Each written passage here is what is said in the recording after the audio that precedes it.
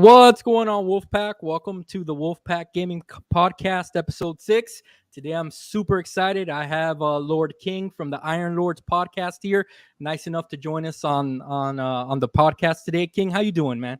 I'm doing fantastic. Out of win because I had to run straight to my PC. I hate Discord. Let me just start off. I was hoping they got purchased by Microsoft and boot up faster because Discord is on my machine. And shout out to Lord Cognito. He's the reason why I have Discord. I hate it. I asked him, I said, why do I need another app for people to have more access to me?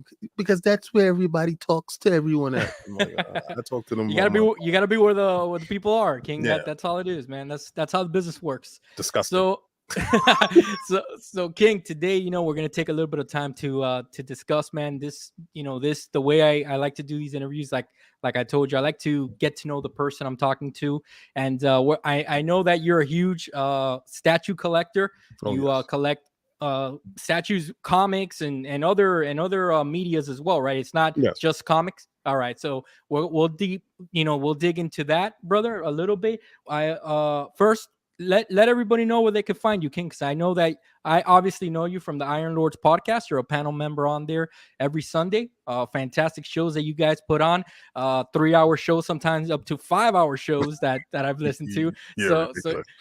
So I know, and believe me, man, we love every minute of it. Every time that you guys are, discussing the various topics that you guys cover, it's always a good time, and you always have the listeners like me just intrigued and always laughing, man. And man, me and you have one thing in common, and that's that, because I heard you say this on a podcast not too long ago.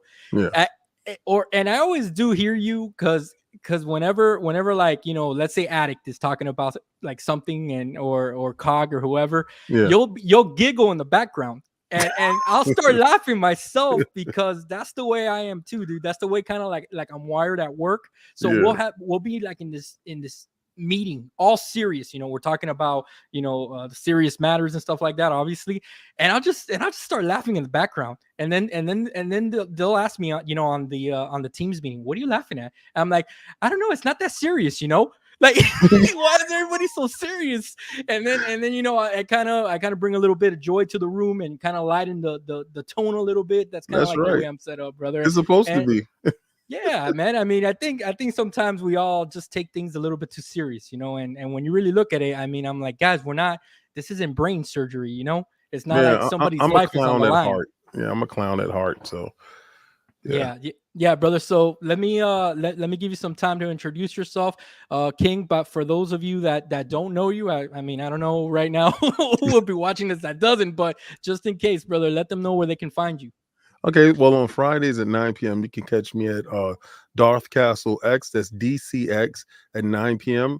Statue show. It was exactly what John was talking about. I collect high-quality statues. They're cold cast porcelain. The majority of them are XM Studios. Some are sideshows. Okay. Some are Prime One. I do collect comic books. You can catch me on Twitter with King David OTW.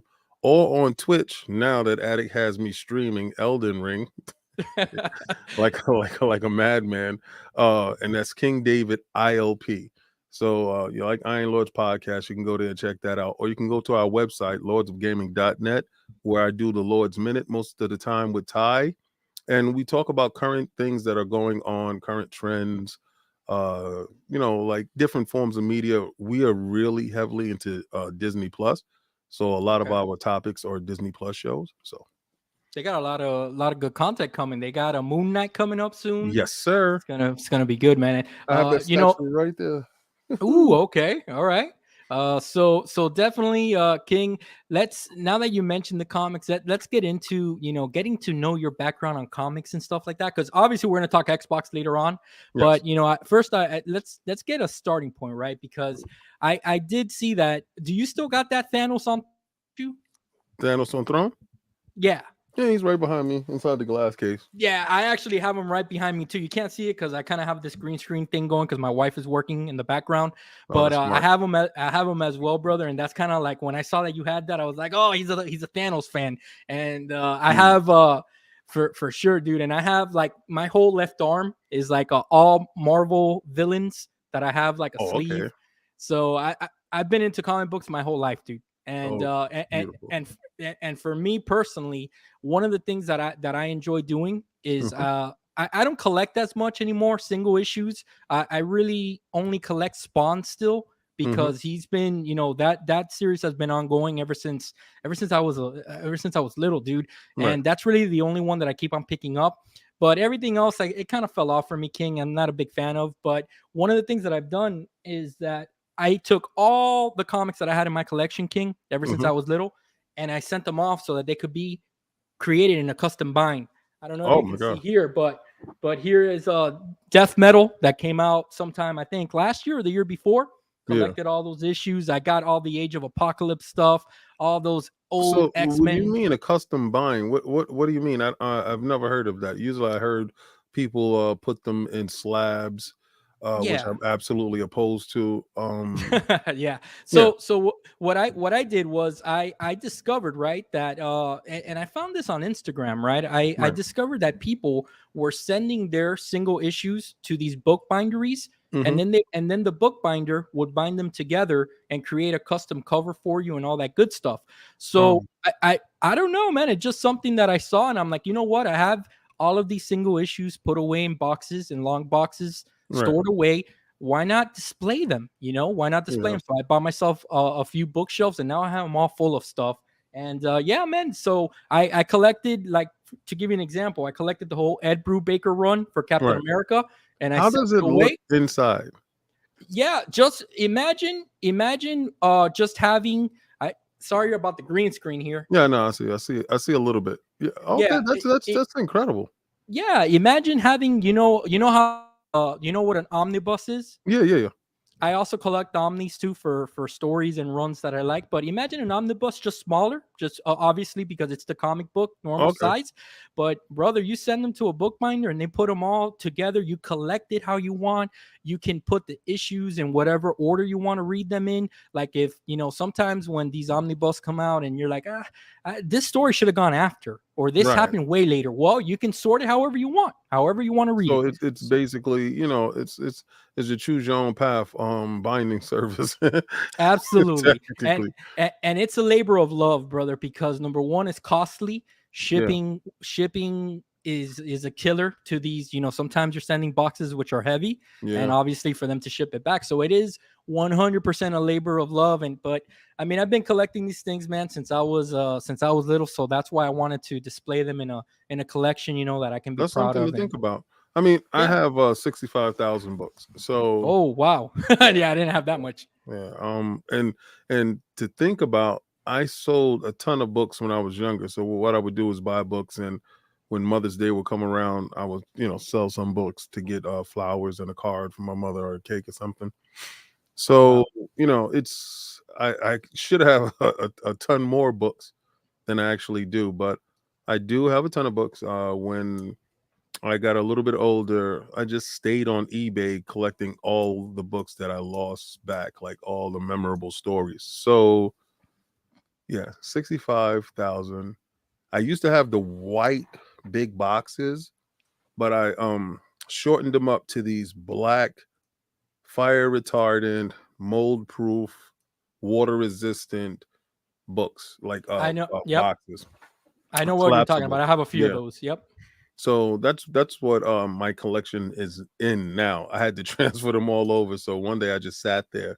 I think I posted a couple of the videos and the pictures of some of the books I do have, because one of the guys on our statue show uh was he wanted the first run of the Defenders, and he said Ooh. he'll trade me his Hulk sideshow original OG Hulk statue, which goes for like 10 grand now for a Wow. whole run of it from 1 to 25. So I said, okay. So I went looking for my books, and I found out that I had two complete sets of the first run, plus they had alternate number one issues. I have both, I have all of them. And I forgot that I would do that when I was younger. I would buy two of every book. And I don't know why I was doing it. I just was doing it. Most of the time I was working in comic book stores, so I was doing it. And I just have two complete sets. So I told him, I said, yo, I'm ready. let's go. So I guess he didn't think somebody would ever call him out on his bluff. And I actually did. Shout out to Cannoli if you're watching. I'm gonna shout you out again on Friday, you fraud.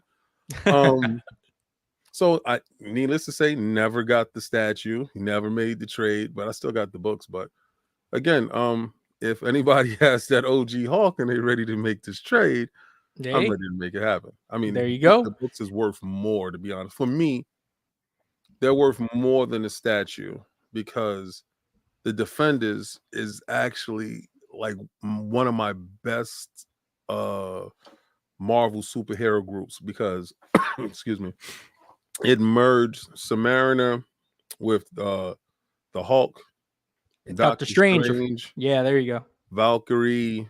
You know, you had sometimes you had Ghost Rider, Silver Yeah. Surfer, and the Beast. Those groups was really good. Hellcat. I love the stories on them. They were a little different than the Avengers. They handled interdimensional stuff. Oh, excuse me. A lot of people thought that they would handle low level battles, but no. What it was they were like the Fantastic Four, but the Avengers. And being that Steve Ditko and them wanted Doctor Strange to be far out there, a Right. little bit different. Sometimes his books was like more like horror. Right. So that's what they tackled. They tackled the mysticism, the dark stuff, the stuff in interdimensional.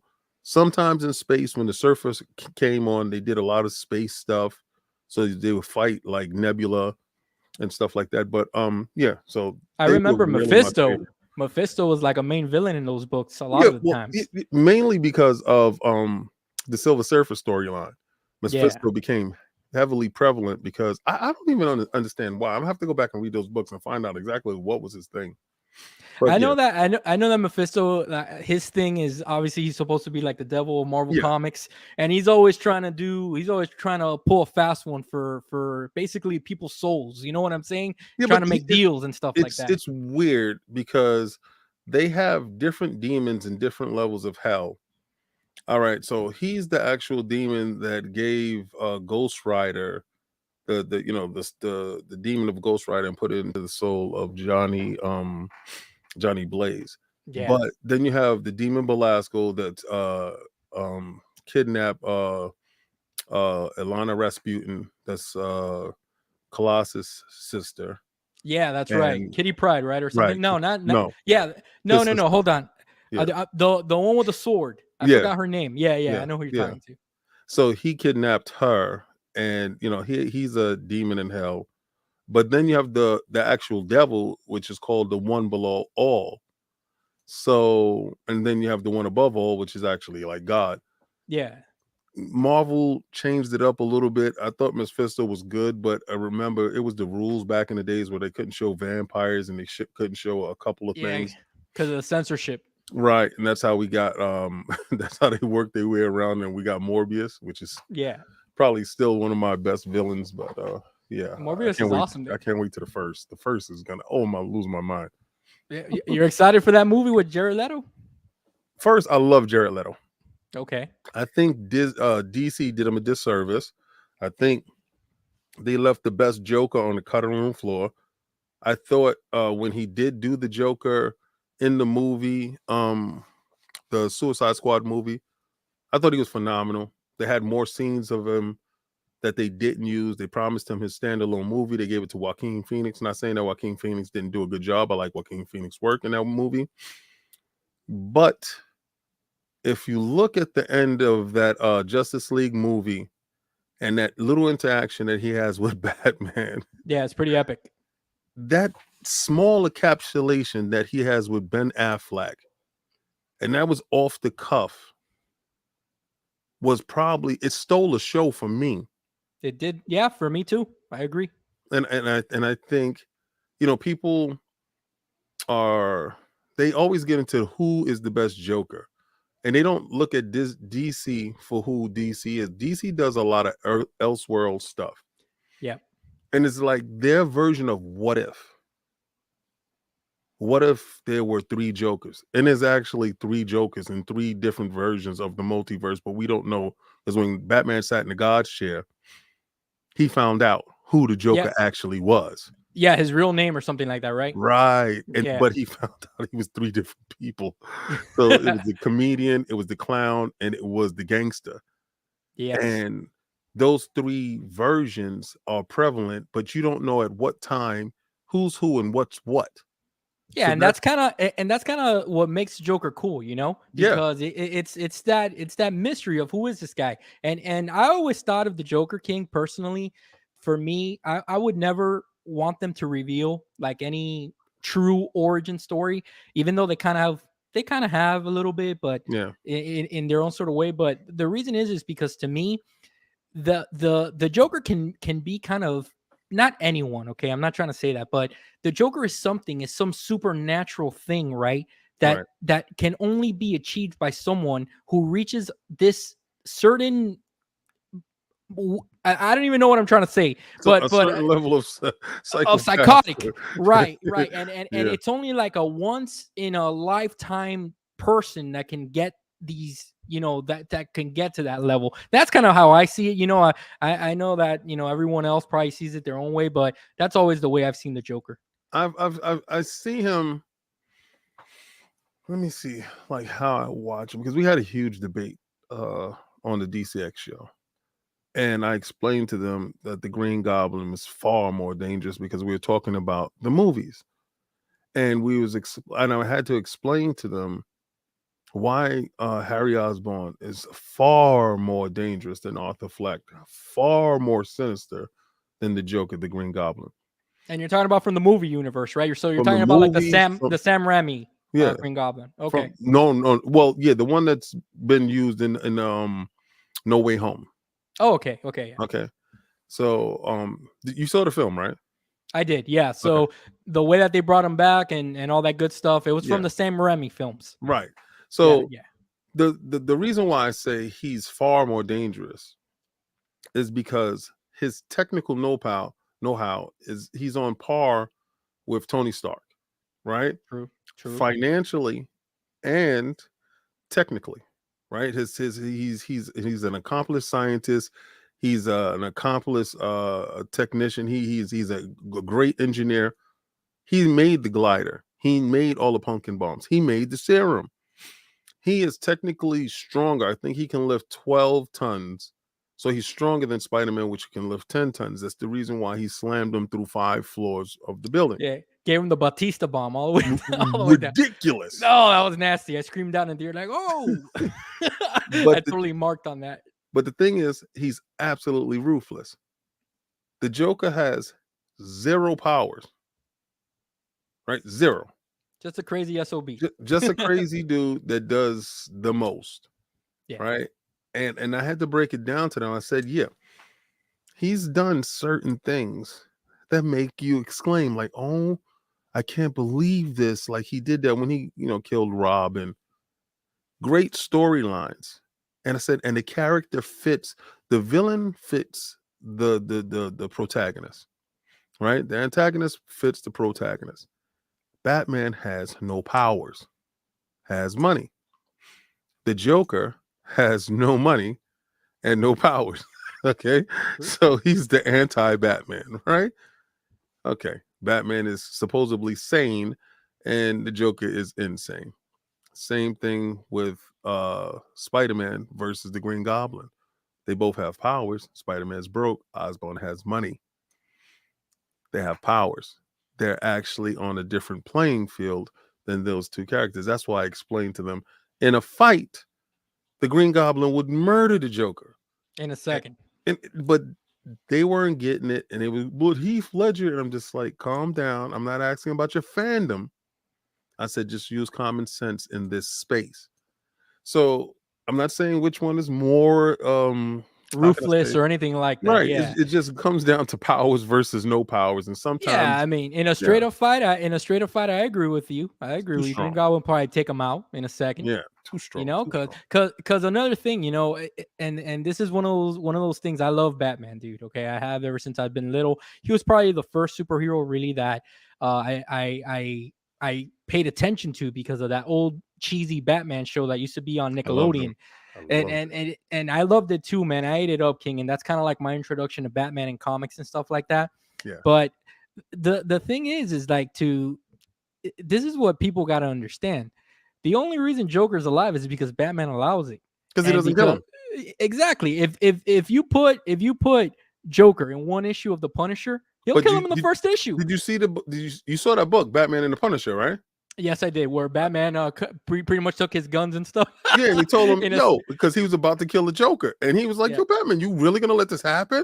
Yeah. And he was really about to kill him. And it just ended it because the Punisher is just not gonna play. He's just not I don't gonna got time happen. for this, dude. Yeah, You're not just at all. another thug.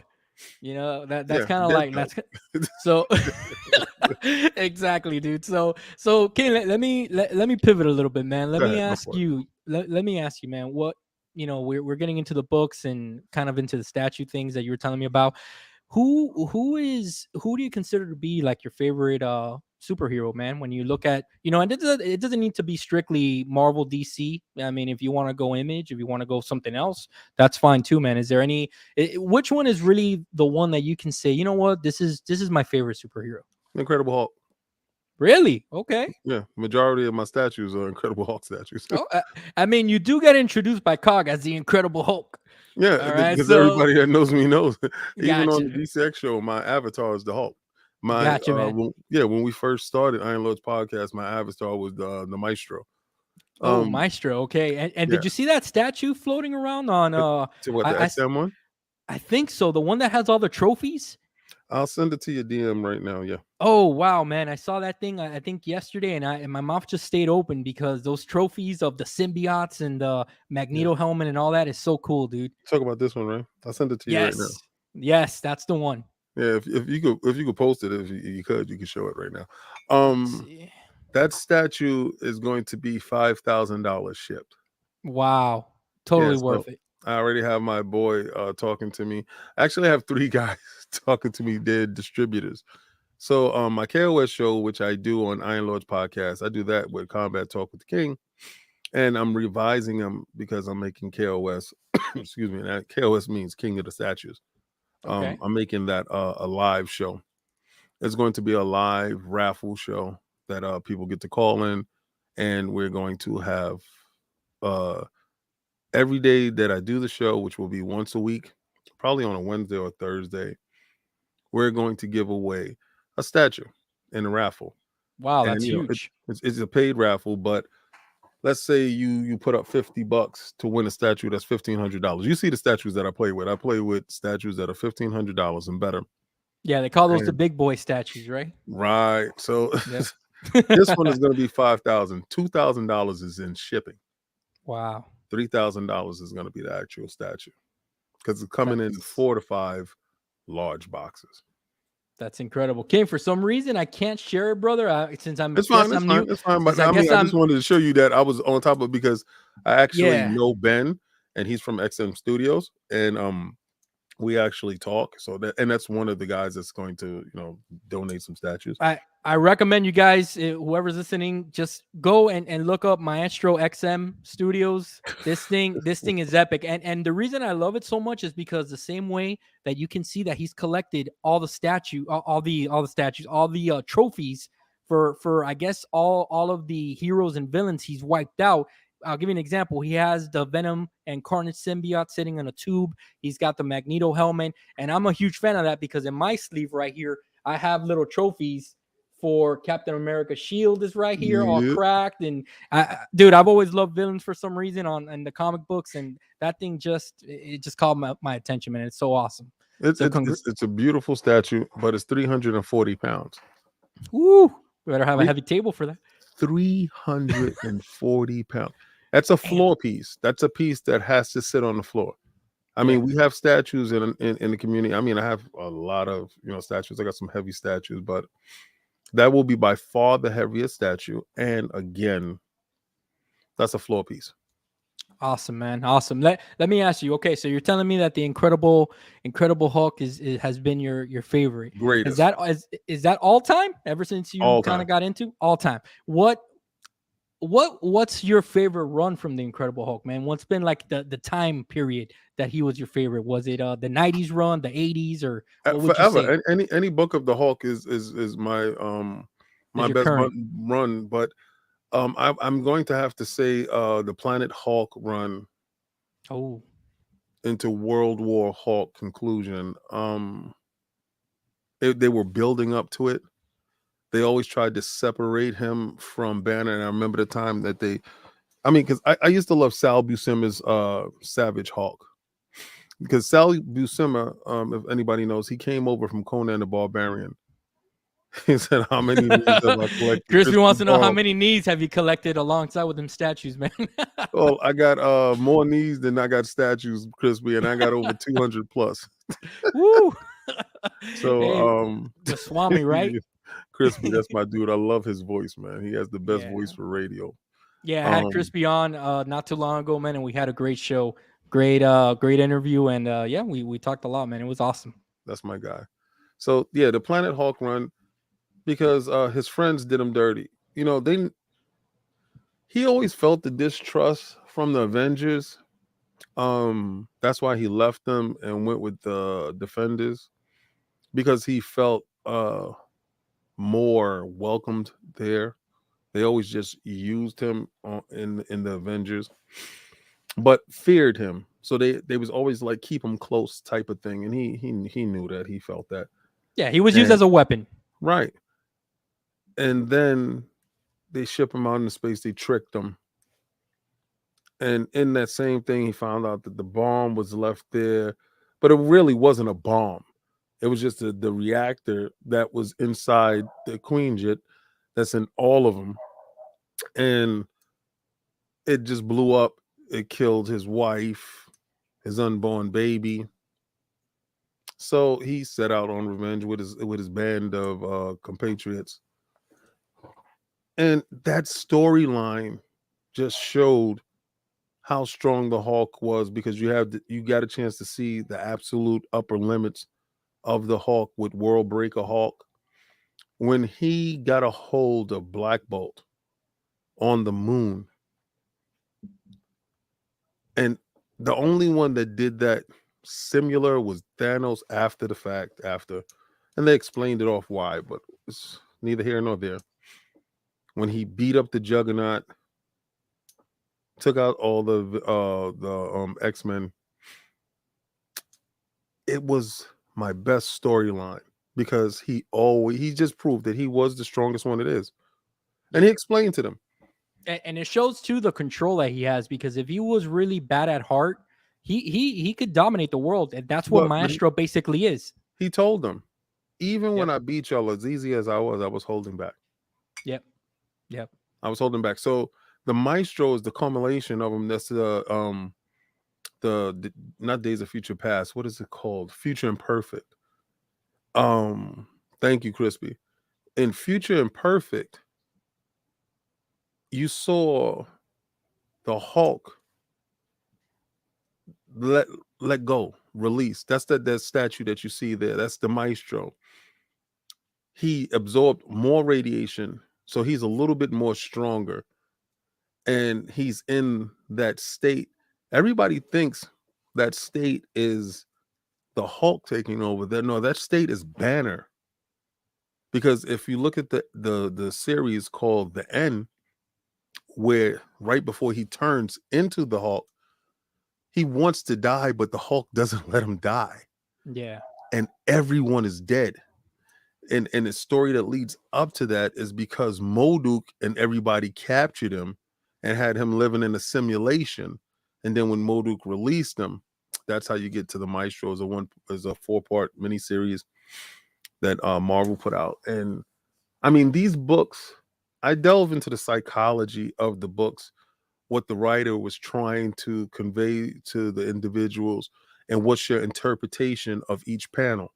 So when other people look at books, I look at books at different levels, like 4 different things. I look at the psychological aspect of each character. I found out that David Bruce Banner had multiple multiple person disorder, like a mental disorder.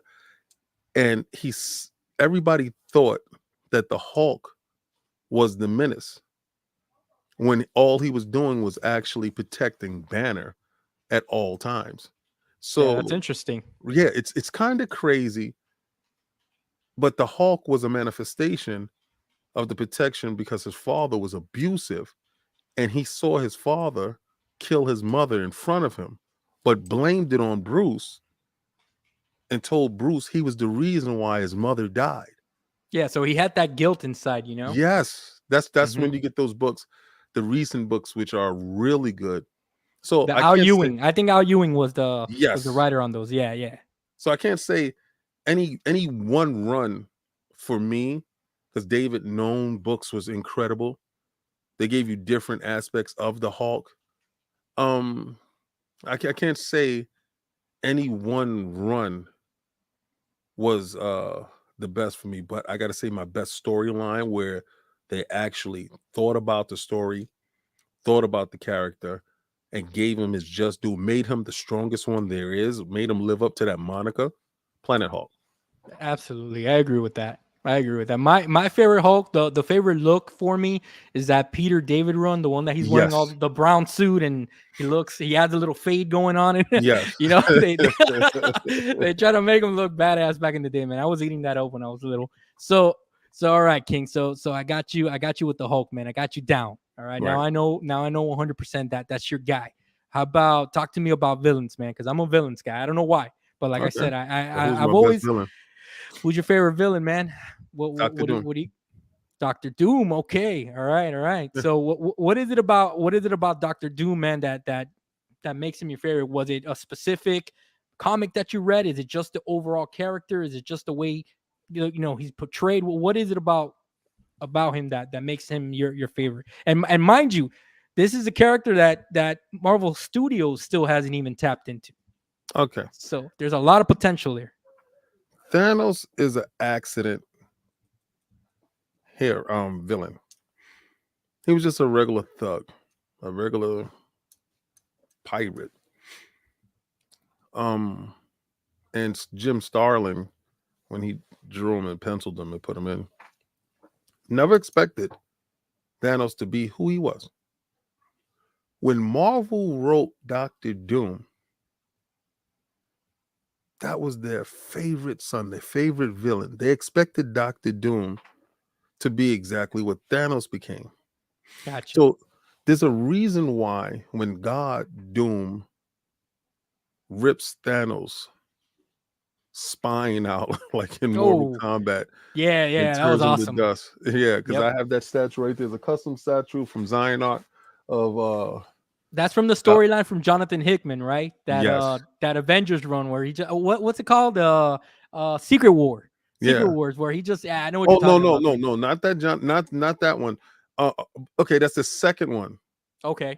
All right, the second secret world, not the first one. The second one is when he does that to Thanos. The first one is when he gets Yes. this the Beyonder power. Yes. Yeah, The you're right. second one is when he gets all the Beyonders because we find out that it's a Beyonders universe and he goes to the end of time. But Doom, the reason why I like Doom because his ambition knows no bounds. Hmm. Okay. His willingness to become greater than all because he believes that his way is the best way. That's why he's a dictator in Latveria. His way is the best way, and he feels that he can do the best good for his people. Um, all dictators feel that way. All people feel in some form or fashion that they have the blueprint Yeah. for how they can do things, but very few Yeah. have the ambition and the money to pull off what they're pulling off. He's a better engineer than Tony Stark. His armor is better than Iron Man's armor because it's forged with mysticism. He is an accomplished sorcerer. He is a great ruler, a beautiful tactician, great general. He understands how to manipulate people to get himself into different forms of power. He's a complete hand-to-hand combatant. It's very skilled linguistics. the man is the best mind, second to Reed Richards on the planet. So I just love how they put him in different spaces to use all his powers, Yeah. which is his mind, his technical know-how, and his ambition to achieve his goal. When he took Silver Surfer's power from him, and Silver Surfer knew early on when he first came to the planet that this guy is not the guy not to be trusted, because Doom understood he couldn't overpower him, so he had to trick him, and he tricked him in such a way and took his power, took the surfboard and got away. He did it with the Beyonder. He did it with him. He did it with Galactus. He Very did it, manipulative. yes, on every level that he's able to do it. He is actually, like I said, the greatest villain, and I know Marvel is holding him so they can do him justice how they wanted to. Thanos Yeah. is the accident. He's the happy accident that Come on, Marvel King. found out.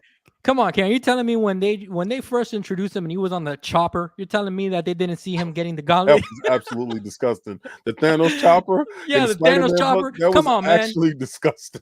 You're telling And me it they says didn't know he was Thanos going to on be the the one to side of take all it. those stones? Oh my god! And they did that in the Loki series. You saw the Thanos chopper in the Loki series. Yeah, that It was was awesome. there, man. I'm like, That was a come nice. on, man. These guys are great. That was a nice Fantastic Easter stuff. egg, man. And you know what, King? That's one of the things that I give Kevin Feige and the MCU credit with. Yeah, They know how to make fun of themselves, man, and there's nothing wrong with that. yeah. And They have to. that you have to, brother, you have to. What So, game is this you're playing? this right now is Max Payne 3 on the Xbox. You know how they brought it back to the backwards compatibility Yeah. program. I recorded some gameplay of it, and this is basically Max Payne 3 running on the Series S. I think I took this on. Oh, I gotta play this game because Oh, I was a lot of times if you that game looks really good. dude, you haven't played Max Payne 3, King? I recommend you get. Oh, I am. They don't make games like this no more, King. And in my opinion, Yeah, games man. like you know that you know what I've been playing recently. That game, that DMC game that Ninja Theory worked on. Uh-huh. I had beat that back in the day when it originally came on the 360, and I You talk liked it. about I when they loved it. did the switch over on him and everything, and he was Yeah, younger. that they did the whole makeover and all that, Yeah. and it was controversial because he had black hair now and he wasn't the Mhm. old Dante and all that. Yeah. Let me tell you something, man. I went back to that game this week. I forgot how good that game is, man. It was really good. And it just shows the pedigree that Ninja Theory has, and I'm super excited, man, for what they when they bring Whatever, out yeah. Hellblade 2. Yeah. It's gonna be awesome, man. But yeah, man, Max Payne 3, I really recommend it, King. It's Oh, I'm so gonna play it. badass. I saw a lot of stuff of it that I thought was really good. Well, like when you was on the chopper shooting. Yeah, man. It's great. It's basically it's a summer action flick in a game. It's so badass. It does. So all right, King. So Doom, your Yes. favorite villain, man. Thanks for sharing that. To close out the topic, King, of the comics and stuff like that. Let me ask you, man. What's well, I think I know the answer. So Mhm. if the answer is what I say it is, I'll hit you up with another question. Your favorite all-time storyline? I'm assuming it's the World War Hulk and the World Breaker Hulk as well. Would you say Favorite that? all-time storyline? It has to be Infinity Gauntlet. Oh, okay. Okay, I got you. Yeah, but it has to be from Thanos' quest Yes. to Infinity War, right? Yeah. And I'm going to exclude the Infinity Crusade because I thought that was just a cash grab and they were just gouging the public at that time, and that's when Yeah. I have all three Marvel. Omnis. Yeah, Yeah. I have every original book, Wow. and I just thought they was gouging the public. But when you started the Thanos quest, and he was going to every elder, and he outthought them, outstrengthed them, outwit them, and received all the gauntlets. I mean, all the gems for the gauntlet. And then you went into the Infinity Gauntlet, and then you went into the Infinity War. That stuff was epic. That's what made Thanos. That's where he made his bones. For sure. That put him on the map. Yeah, definitely. Absolutely. Absolutely, man. So let's to close out the comic talk. Kane, let me ask you something, man, because I always hear you and the Lords talking, man, and you know, I can relate to you guys, man, growing up on all this stuff. It just all this stuff brings a smile to my face. Like looking at Spawn right here, dude. Yeah, I, I'm looking at this. Is dope. oh my god, dude. Like when you were imagine putting yourself in small King's shoes right now. King, I would have never thought we would have gotten to this level, man. You know, when I was playing Spawn on the SNES, you know, with that side scrolling game, there's no way I ever thought this was going to look like this, man. And that's I, why, you I know, I knew at some point in time graphics was going to get to where CGI was promised. Um it's the constant elevation of the medium. We still haven't achieved exactly what the end goal is, and I think VR would be the ultimate at some point. But and when VR is at this level inside VR, and I know people are going to say Project Alex. I mean, no, in a standalone headset like a Quest, giving that, and I know you're going to say you could play that through Airlink. I'm talking about without Airlink. I'm talking about on its own power. yeah, When the chips and they can dissipate the heat, and we get to that space, I think that's when we're going to reach the apex of our medium. But at this point I right think now, you're right. we're close. Yeah, I think you're right because the level of immersion that VR brings, it's Crazy. bar none. It's Yeah. bar none. I also have an Oculus. I'm not gonna call that thing a MetaQuest, no matter how bad they want me to. It's so stupid. don't Why are you force calling the that? name on us, man. Dude, Just like it's so corny, you know. yeah. What I'm saying, man, it's horrible, you I know. used to And they're like the like, name Facebook, right? It was kind yeah, of good. It was kind of okay, good. But then when they try to rebrand it and he forced it, like what are on you doing? December 1st, we are Meta. I'm like, Yeah, nah, Facebook, buddy. My yeah, app yeah. still says Facebook.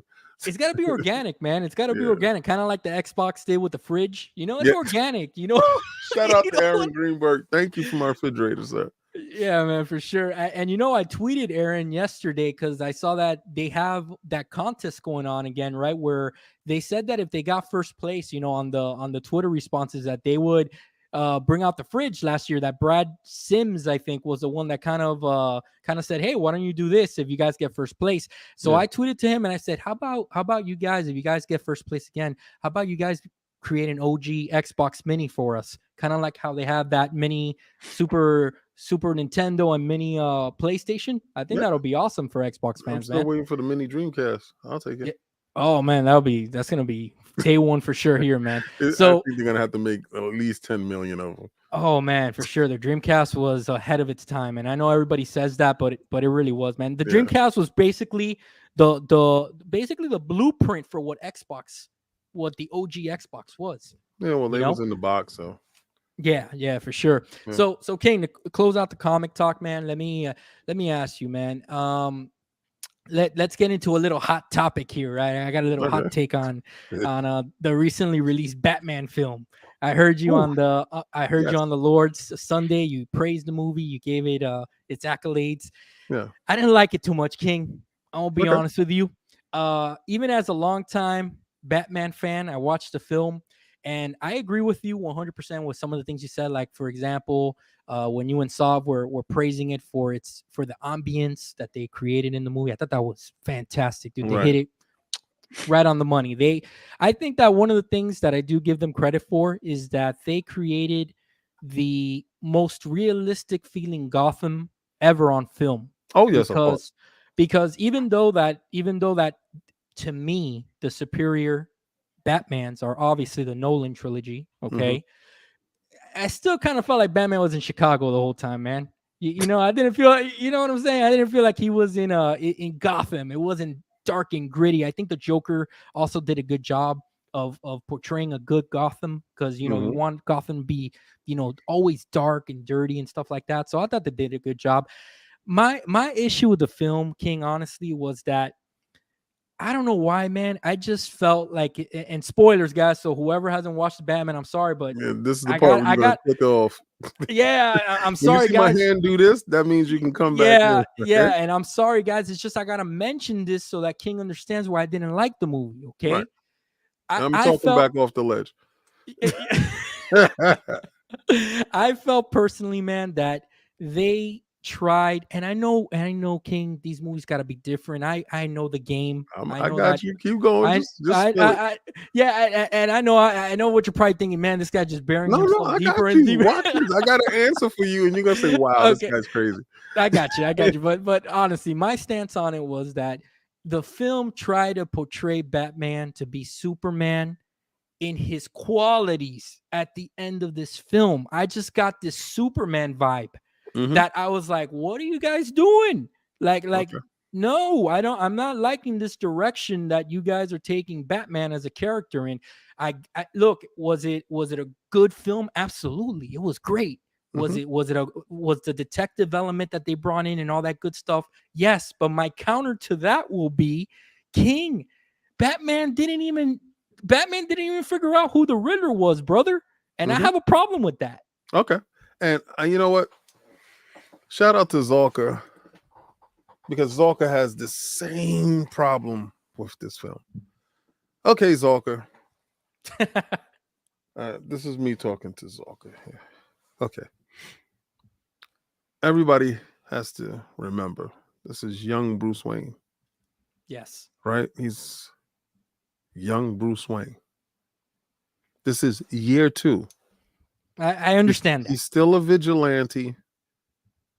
He just finished working on the Batmobile. If you saw it inside the whatchamacallit inside the Batcave, Yeah. he's still working on the Batmobile. His batarang, his only batarang, is on his chest, pieced together by the gun that killed his parents. Okay. All right. Some of his gadgets is so rudimentary.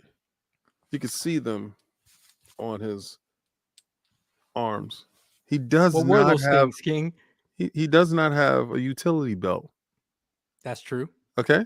This is the Batman learning to be a detective, being observant, seeing the things that the police officers would have never found out, half the things that he found out.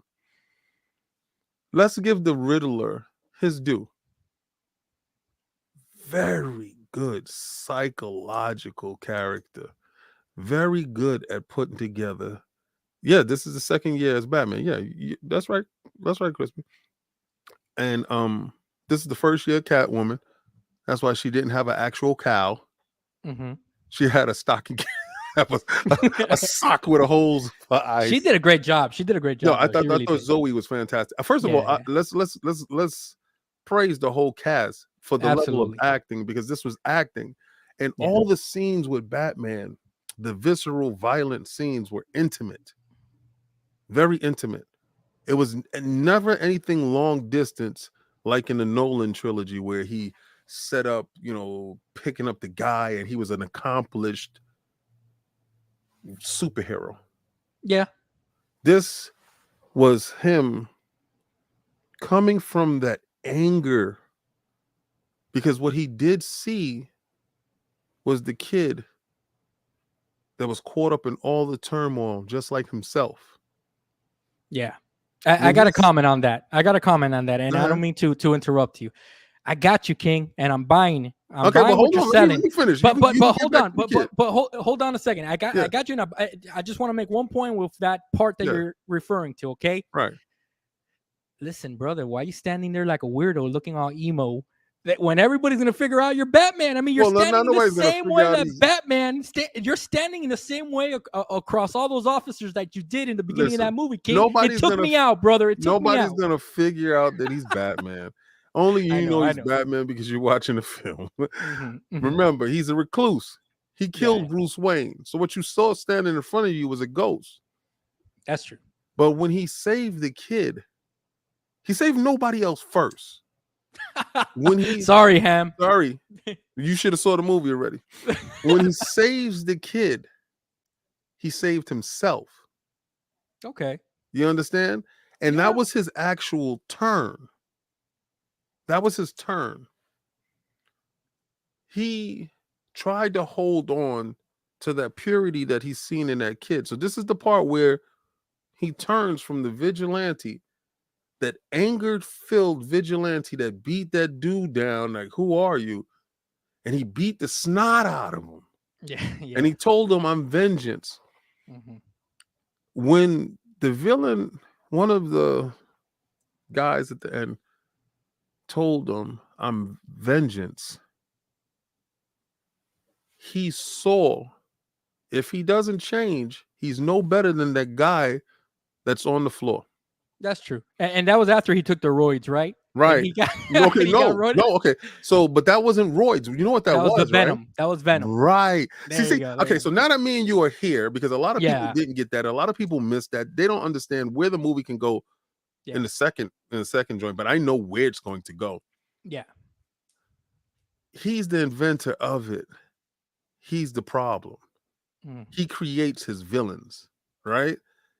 He makes his villains as it goes along. It's not happy accidents with Spider-Man. His villains are actually made by his own hands. Yeah. So His actions. this is kind of crazy. So it was a reason why he had to lead the people out at the end. Is the reason why he sacrificed himself to save people. Is the reason why he stood around helping, because he had to become the hero. I got that. Because from the beginning, and this is that whole part where you were saying that Superman, he doesn't get a chance to rest on his laurels because he has to win over the confidence of the people around him to take away the fear from the innocent, but instill fear in the guilty, that they will be prosecuted. He will save the innocents at all times, but he has to be seen by like that because remember now his people are in position. So that cop that was his biggest hater, but was the biggest fan of Bruce Wayne, Yeah. is now the biggest fan of the Batman. Yeah. So you had to make that switch in the movie in order to show that. So this wasn't a great Bruce Wayne film because he was angry, he was upset, he was lied to, he's hearing all these stories he doesn't understand. He's a kid. But then this is the greatest Batman film because I saw the maturity from a rough, hard piece of lump of coal trying to be refined into a diamond. And I think they brought it across because he wasn't the greatest detective yet. Right. You know, he's learning that space. Because when the Joker, when the Riddler says, you didn't even find it out? You didn't even know? And it was right in front of your face? And he laughed. The acting, it gave me It was chills. great. It was great. It really Perfect was. movie, right? So, for a Batman film, What's up, Everborn? what's up, my brother? For a Batman film, I gotta give it a 9 out of 10. For a Bruce Okay. Wayne film, I gotta give it a 5 out of 10. Yeah, But as a my whole, is an 8 out of 10. I got you. I'm about at a 7. You know, Okay, again, not saying the movie's trash. Please right, don't. And I hope nobody understands that. It's just that the thing is that, in my opinion, some of the comments that I saw coming out of this film, right, or it's kind of like what right, triggered kind of my opinion of it even more. I thought it was a fine movie. I thought it was a good Batman movie. You know, but I watching the movie and I'm like, I just felt like if the Nolan films set the bar so high, King, that for me personally and for seeing, hey, everybody's entitled to their own opinion, right? So right, if whoever watched it and they thought it was the greatest Batman film, hey, more power to them. Like I said, right. I respect everybody's It opinion and wasn't a that's fine. superhero film, though.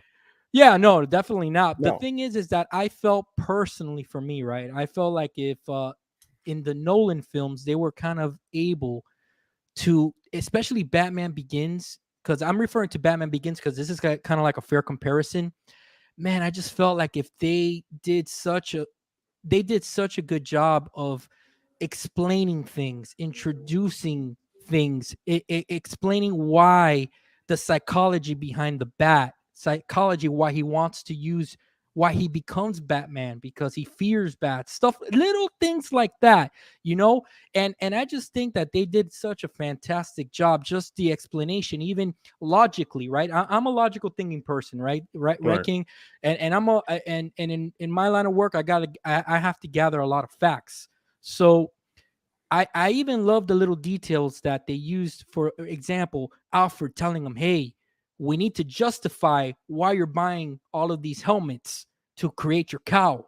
We need to kind of, you can't just, all those little details, dude, made it so realistic for me that I was like, oh my God, this is like the ultimate Batman experience, you know? And again, it's not fair to compare.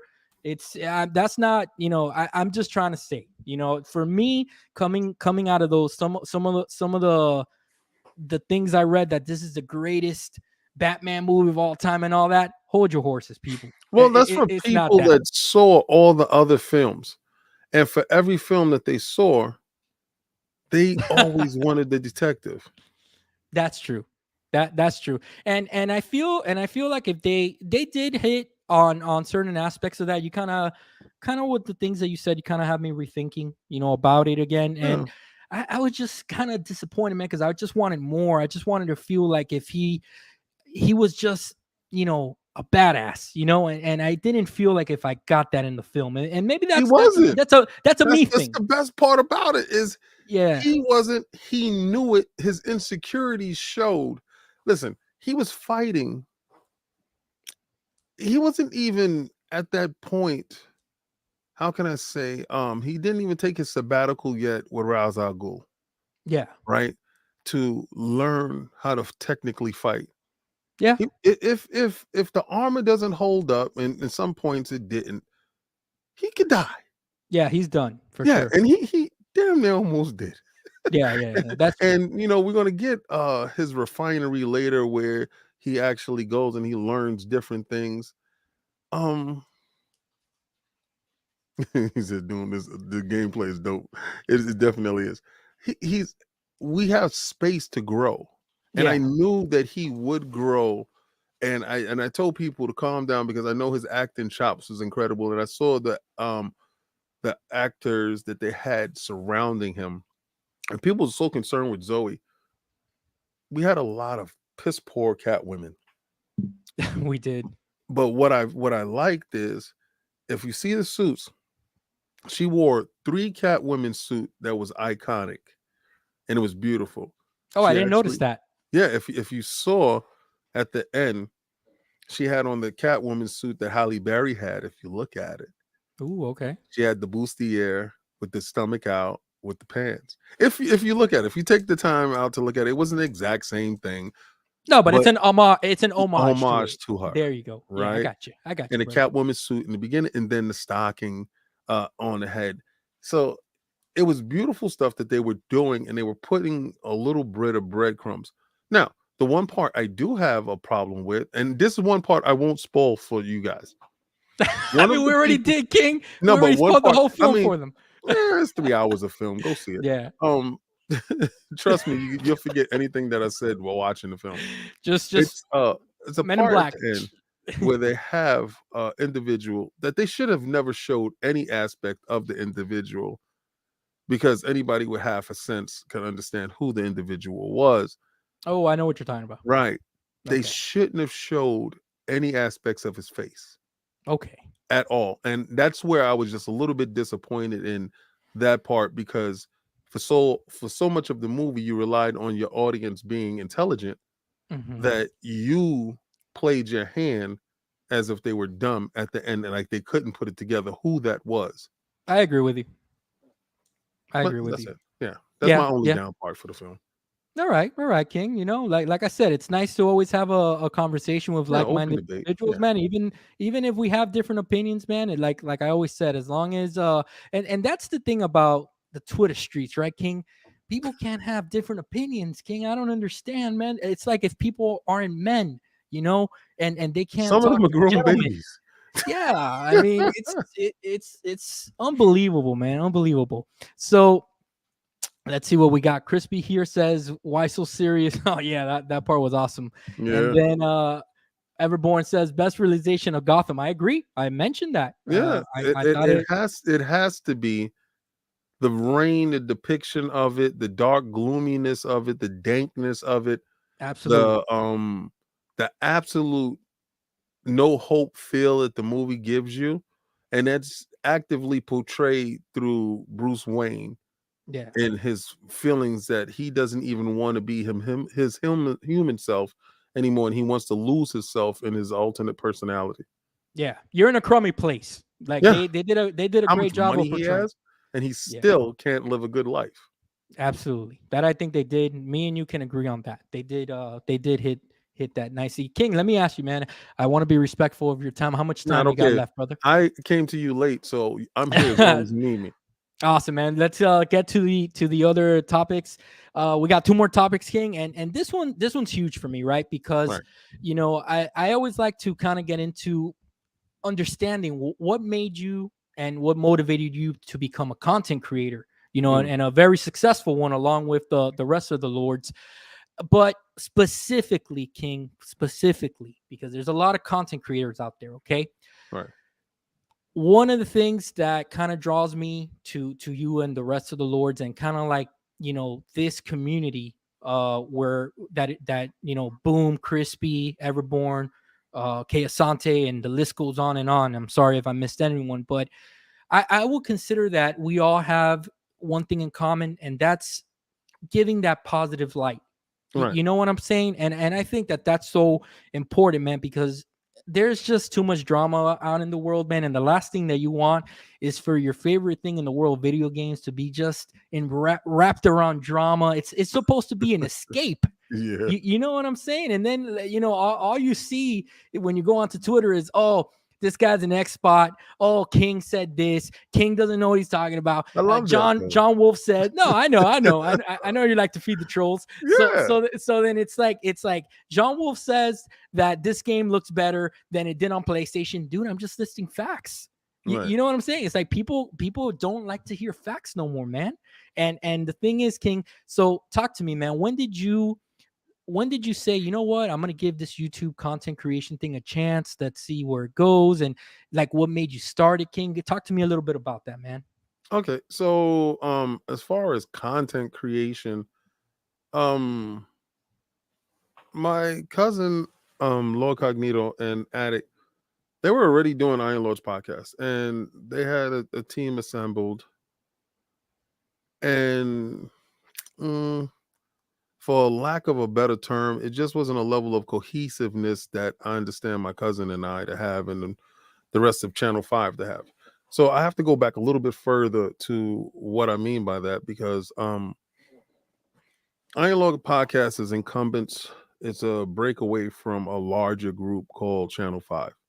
Channel Okay. 5 is a group of guys that would meet on the weekends, preferably Saturdays, hang out all the way to Sunday, play video games, watch sporting events. Yo, King, real fast. Would you guys have like tournaments and stuff, or with those Yes. wrestling games? Because me Yes. and my cousins, we had belts, we had match Yes, logs, and a bunch of I stuff. got the belts. I got everything. I Oh, still got my belt. I got you, man. Right here. We're right here with that. And it's absolutely a larger thing.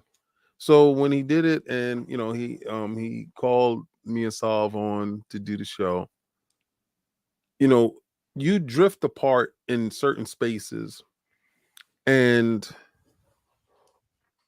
this is the feel of Saturdays back. Even though we without the cursing and stuff like that, we're still hilarious. If we had a camera around us back then, I think we would have been billionaires by this time. I get what you mean. Me and my cousins, we used to have, like, we used to call it Friday Night Slam, right, King? Right. So every single Friday we had events, and we used to do it with the No Mercy game, and we used to Did have you break tournaments. up with any girlfriends because of it? It caused a lot of issues. Let's just say that. Yeah, So, I lost at least 3 girlfriends because of it. Because they wanted me to choose, and I no, said, man, you can't choose. Come no, on, I chose. I the chose. I titles, just didn't choose them. yeah, of course, the title's on the line, woman. You Yeah, gotta you gotta understand, know. the Intercontinental Championship is on the line tonight. You know what I'm saying? So yeah, King. We used to have Friday Night Slam, man, and we used to go over my cousin's house and the pizza bites and all that good stuff, dude. And it was such a great time, man. And again, it's one of those things why gaming is just brings everybody together, man. So I know exactly what you're referring to. It's one of those things, man. And I'm sorry to interrupt you. I know you're going deep into your story, King. So go ahead. So, all right. So get on the show, and that's the only reason why I'm doing the show, because it's to hang out with friends and family. Now, me and Attic had a friendship that I didn't even know that he knew my cousin, to be honest with you. Really? Right? Because me and Attic was playing Destiny together, and he had an incident with a guy, and needless to say that I just didn't take kindly to the words that the guy was using with Attic, because I think Attic is absolute sweetheart. He's the most kindest, gentlest dude that you know, and the stuff that the dude was saying is just like irritated me to no end. And me being me, anyway. So I found out that he's friends with my cousin. I'm like, what? How do you know Room to Kill? This is crazy. This is absolutely nuts. And then we on the show and we talk and we cool it. So we absolutely vibe. And that's where the content of me on Iron Lords goes. Well, we were doing shout out to iDizzy. And rest in peace, sir. We started to do lordsofgaming.net, and we needed content. I'm a collector, and I'm trying to figure out what I can bring to the space that's me. What can I bring to the space that I do that I feel no one else can do how I do? Gotcha. All right, so I know other thousandaires or millionaires who can collect statues, but there's an absolute purpose in each statue that I do have. Is a correlation in the reason why, and I can tell you the story of each statue, every comic, everything I do have, and I don't think a lot of statue collectors can do that. Okay. So that's what I brought to that space, and I'm refining it, and I'm taking it to a different space because the mission of it has changed. Because as I'm going, it turned not just about me collecting. One of my statues I paid like $5,000. I think that's the most I paid for a statue, like 5,000. Wow. And it's not just me collecting a statue that is that much. How can I get somebody that's living check to check, that loves to collect, but into the space to realize that passion and to be part of? Because it's not fun with a party of one. It's just not fun. Absolutely. But if you can bring more people in, so I sat there and I thought about it, and I came up with a great solution. And I have a bunch of great backers that are willing to participate and help out in a great manner to achieve a goal that we hope that will grow the space, and it will make different content creators, that will make different people, to show that everybody can do it. Because a lot Yeah. of people say, I can't do this. That's a lie. You can do anything that you want to do if you put your mind to it. And if you have Exactly. enough help, because sometimes you got to reach out and get help. So I'm going to be that help to get people to that space. But then I'm a huge boxing aficionado, Okay. huge into boxing itself. And I said I would do combat talk with the king. But I don't want to do, because I don't feel that men should gossip. So I don't want to do, well, they said Earl Spence is doing this and this is what happened. I don't want to do that. I want to do the King, did you weigh-in. hear? You watch UFC as well, right? A little bit. A I'm a little bit. novice. I was supposed to do something with Fonz. Okay. Fonz and I think it was Meds. Me, Fonz, and Meds was going to put together a show, and we was going to talk that, and it was going to bring me in as far as the UFC on, because I'm a novice in that. I really don't know too many people, except for the big guys. But we was going to do that, and I'm working on how I'm going to do that. That show, my combat talk, is just going to be a singular show, but it's going to go from the actual fight night, Okay. because that's all you care about. You don't care if Joey Bean didn't make weight. You don't care Yeah, about that. I got you. You don't care about anything but when they're walking to the ring. We want to know the results, the play by play, what you saw, That's what you it. thought of the fight, And that's what I'm stuff about. like. I got So you. you guys are going to sit there and watch the fight with me. Wow, King, is this Wha- an wha- exclusive right now? You Yeah. dropping on me? While the fight is on, Damn. I'm gonna, because half the time people are looking at whatever my wife is cooking. Well, you're gonna get a chance to see whatever my wife has cooked, Awesome, man. and we're going to talk about the fight. We're gonna laugh about the fight. I got way too many jokes to keep to myself. You're gonna see whatever I'm drinking for the night, and that's going to be about the fight. So it's gonna be combat talk with the King. It's gonna probably be 3 hours of a long running show, which is going to be live. It's going to be a call-in show where Wow. you're able to call in, and we're able to talk trash on the phone to each other, or you agree or not to agree.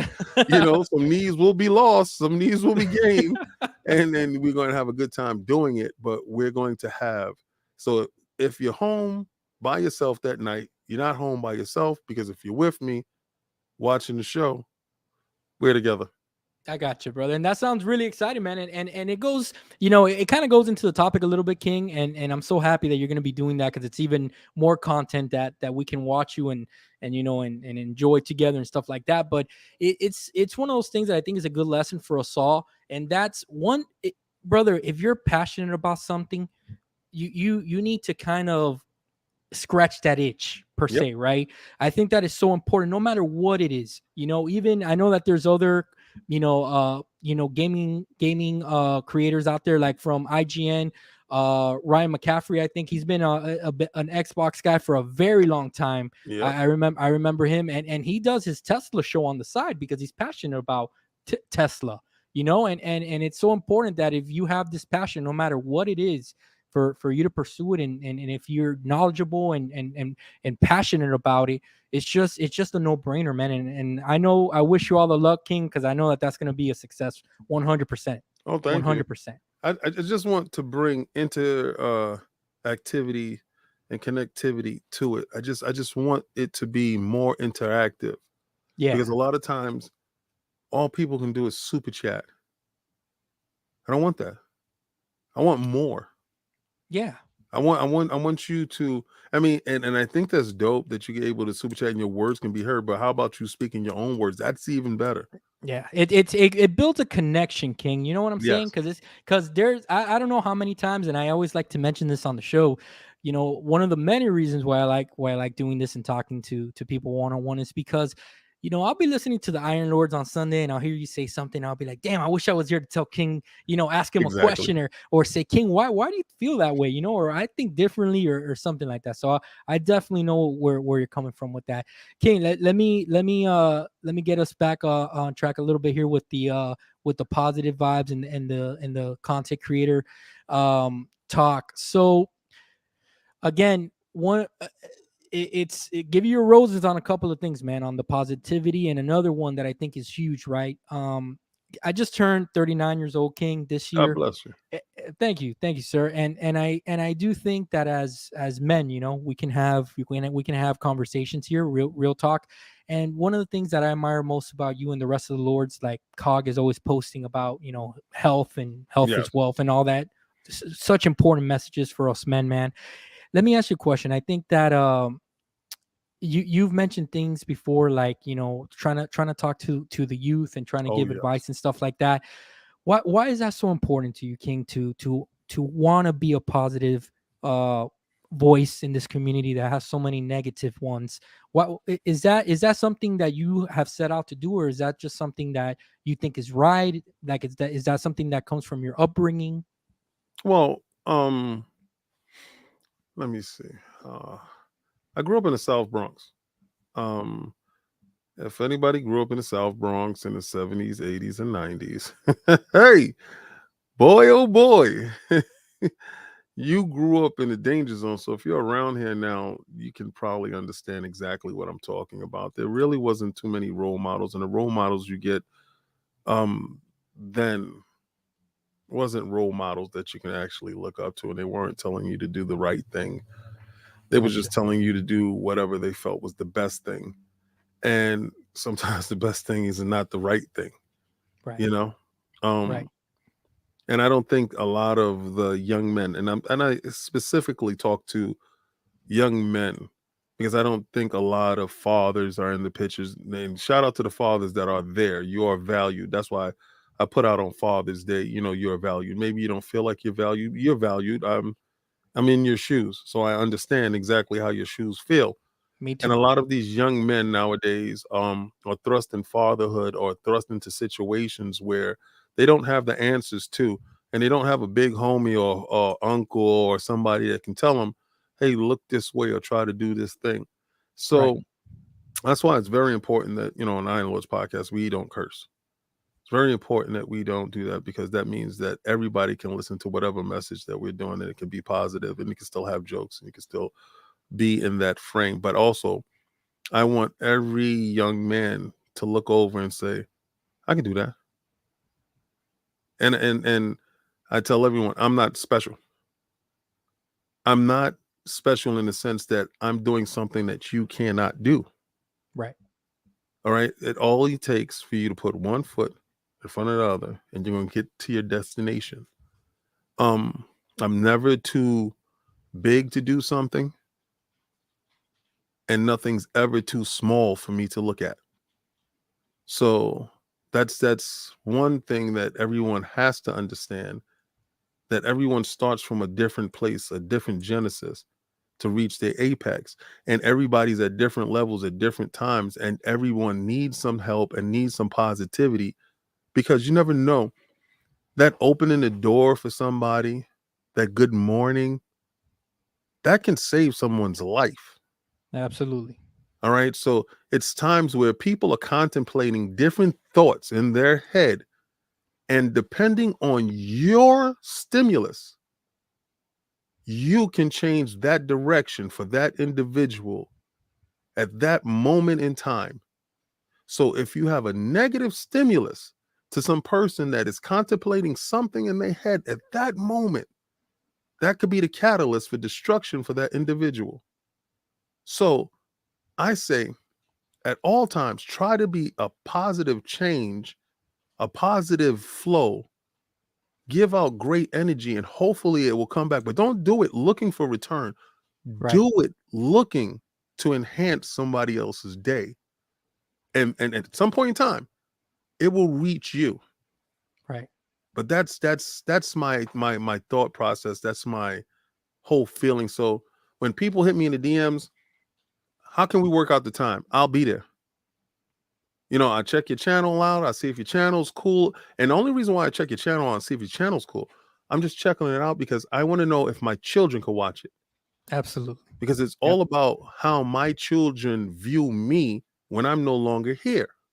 Right. So they can show their kids, and their kids can show their kids, hey, this is what great grandpops was doing back when they had some thing called YouTube. you see how this he's crazy, right? So that part, that's another reason why I do KOS, and I talk about comic books, because I think they need to know, you need to leave a footprint for those individuals to remember you by at some point in time. So we're making digital footprints that people can see. They can go by and they can archive it, and they can see and they can know, or get a look into the person, who Absolutely, you man. are. So that's Yep. that's why. Absolutely. And tomorrow's never promised, King. So No, not I at all. think that that's huge, man. I do have a 7-year-old daughter, so Blessings. I thank you. And I know that you have a few sons, right? Yeah, I A got few sons and a daughter. both my boys, and And a I, daughter. I got I got 3 girls. I got Oh, 3 girls and wow. 2 boys.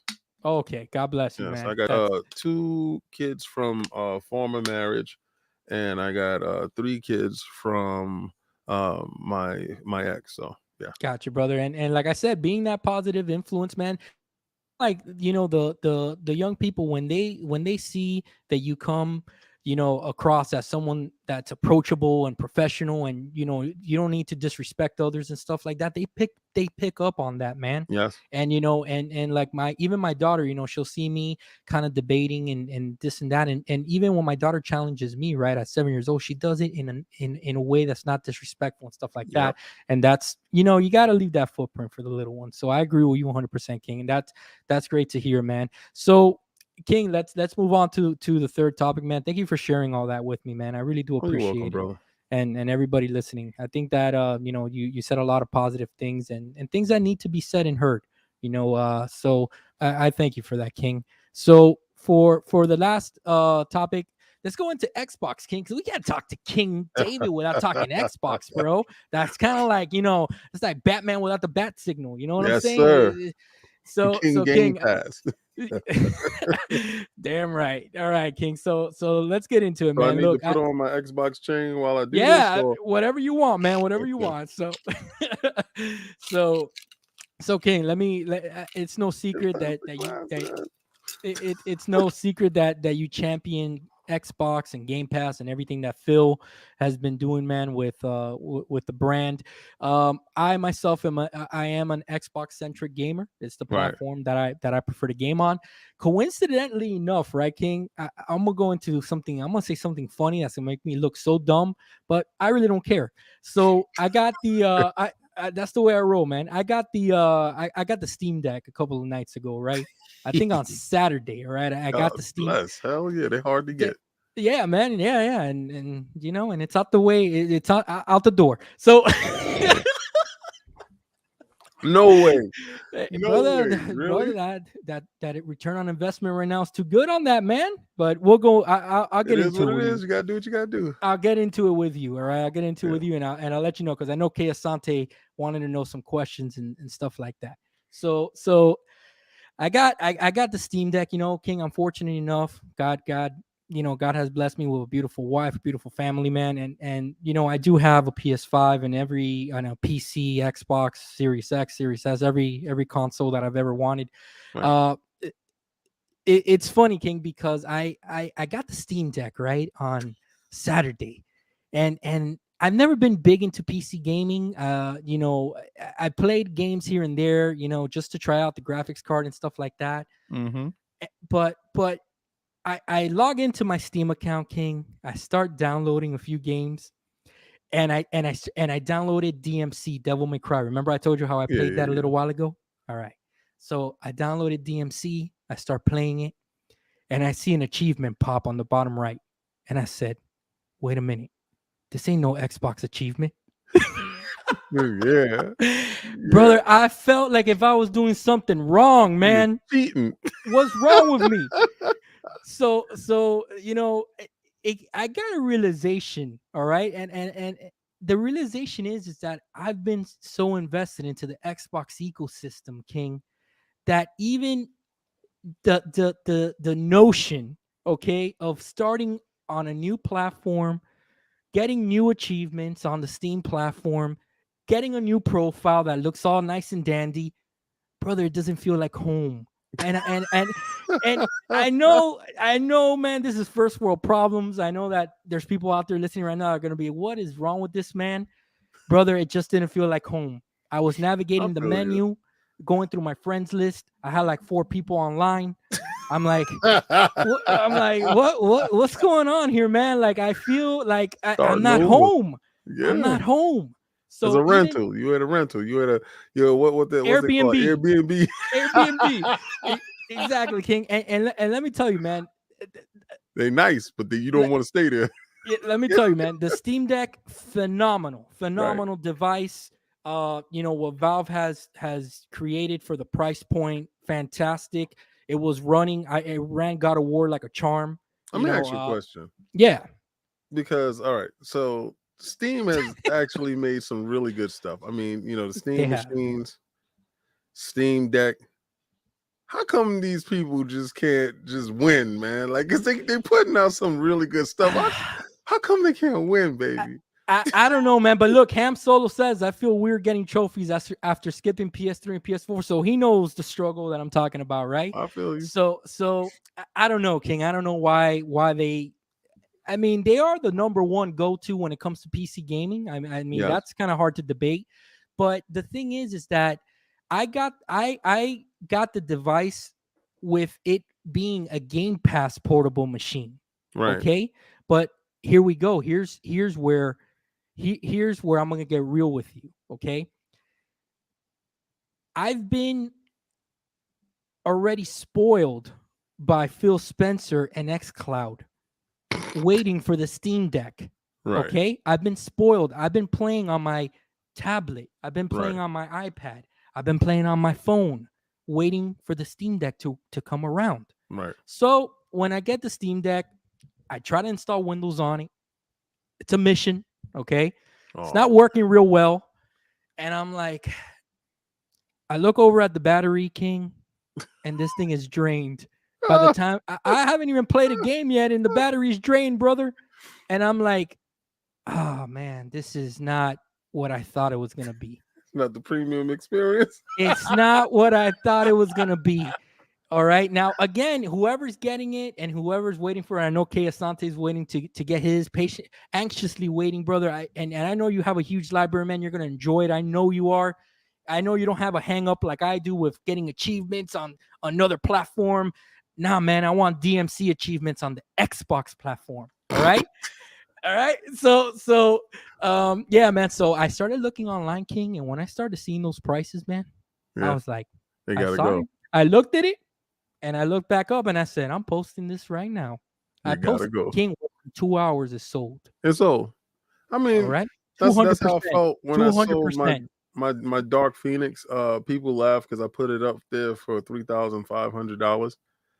And I had one guy that was inside my post. Oh, you overpricing it? This and the third. It's sold, brother. Sold to a dude in Canada. And everybody's going to buy what they want when they want it. And for whatever price you put it up there, that's your price. That's what you feel it's for. God bless.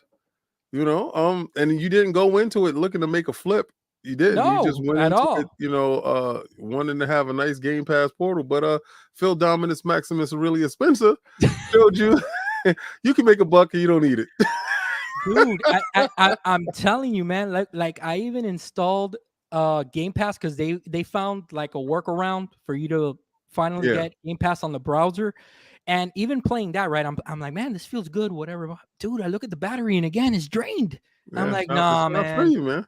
No, man, this is not what I'm looking for. And the thing is that if I have one critique of the system having it for 3 days and really messing around with it, man, that battery life, King, is not there, man. I'm telling you, That's Nintendo is king. Yeah, it's great. It's great that you can play God of War on a portable device. I mean, that's fantastic. It's unheard of. But dude, who wants to play God of War for an hour and a half? See, that's the thing. That's the reason why the Switch got people playing at 480i, with muddy textures and stuff like that, because that's gonna keep you around for I gotta keep it real. Man. And I don't know if Phil is putting some voodoo on me or what it is, man. But honestly, man, it's being spoiled on xCloud, King. You just connect the controller on this thing, I know. and you have a Steam Deck, brother. You have a Steam Deck right there. I have the what is it? I forgot what it's called. The Kishi. The Razor, yeah, I do that, too. Yeah, so I have that.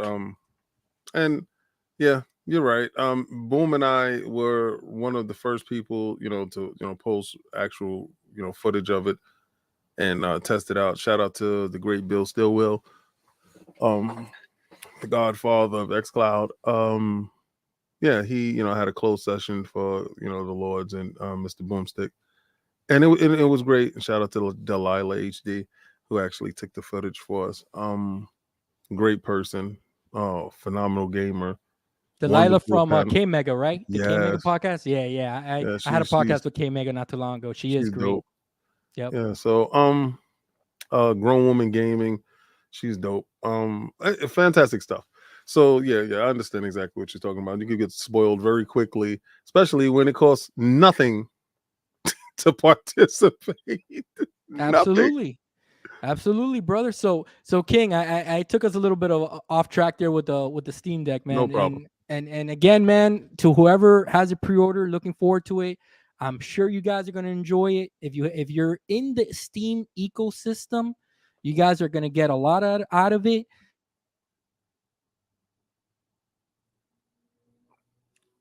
Hello? Yeah, Mike. Yeah, Mike is gone. Can't hear you. And Valve and Steam doesn't like the fact that he talked about him and they shut his mic off. They said, "You did what? Where all these people are looking to buy this? You did what? And we put you on the second shipment? Okay, so you want to sell it, huh?" They said, "Well, I hope you be able to get another microphone with that money because we're going to shut your mic off."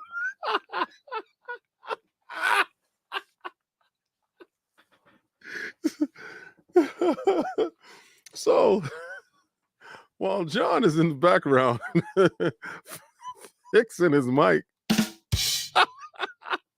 I'm actually going to be here giving you the spill. So welcome back to the Lord King Show as we talk about the Steam Deck. And while John fixes his mic,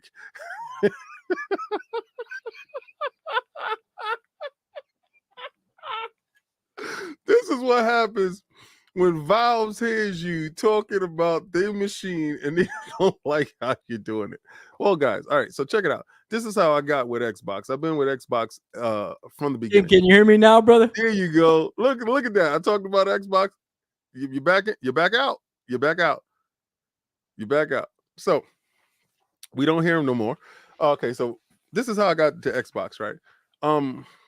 Actually, I've always collected every console from from the Pong system all the way to whatever the most recent system is now. You can say the PlayStation 5 and the Series X and S. All the handhelds. So that battery life that you're talking about, I've been through the turbo, what is it? I forgot what it was called. The turbo something. That was a Turbo Graphics handheld system. I went from the Atari Lynx to every Nintendo iteration, to the Pocket Watch, all those stuff, to the Wonder Swan, to the Neo Geo Go, everything. I've had every handheld, all the tabletops, even have an arcade cabinet that I had made up, tabletop with I think it's like 62,000 games. It has 135 different consoles, emulation, SSD, fastest SSD in the building. Not faster than my PlayStation 5, but who sees the speed when you can't utilize it anyway, right? But the Microsoft ecosystem, I got there after Sega untimely departure, and it was a void that needed to be filled. I think PlayStation filled the void of TurboGrafx, and PlayStation actually realized what the PC engine was in Japan, and Sega departure is what Microsoft turned into. Gotcha. Right. So I've been there since Bill Gates was in Times Square. I was at the launch party.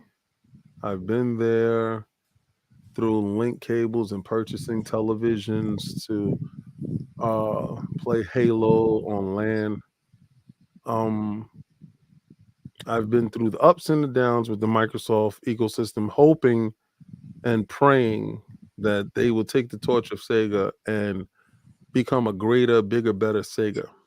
And King, let me ask you a question, man. I'm sorry I'm off the camera. I just have to do a little adjustment. It's Gabe's fault, by the way. Gabe's fault, all right? He showed you. He showed you. You shouldn't have told it. Exactly. So let me ask you a question, King. When you first discovered the Xbox ecosystem, right? Because when did you kind of know that was, you know what I was referring to by it being home, right?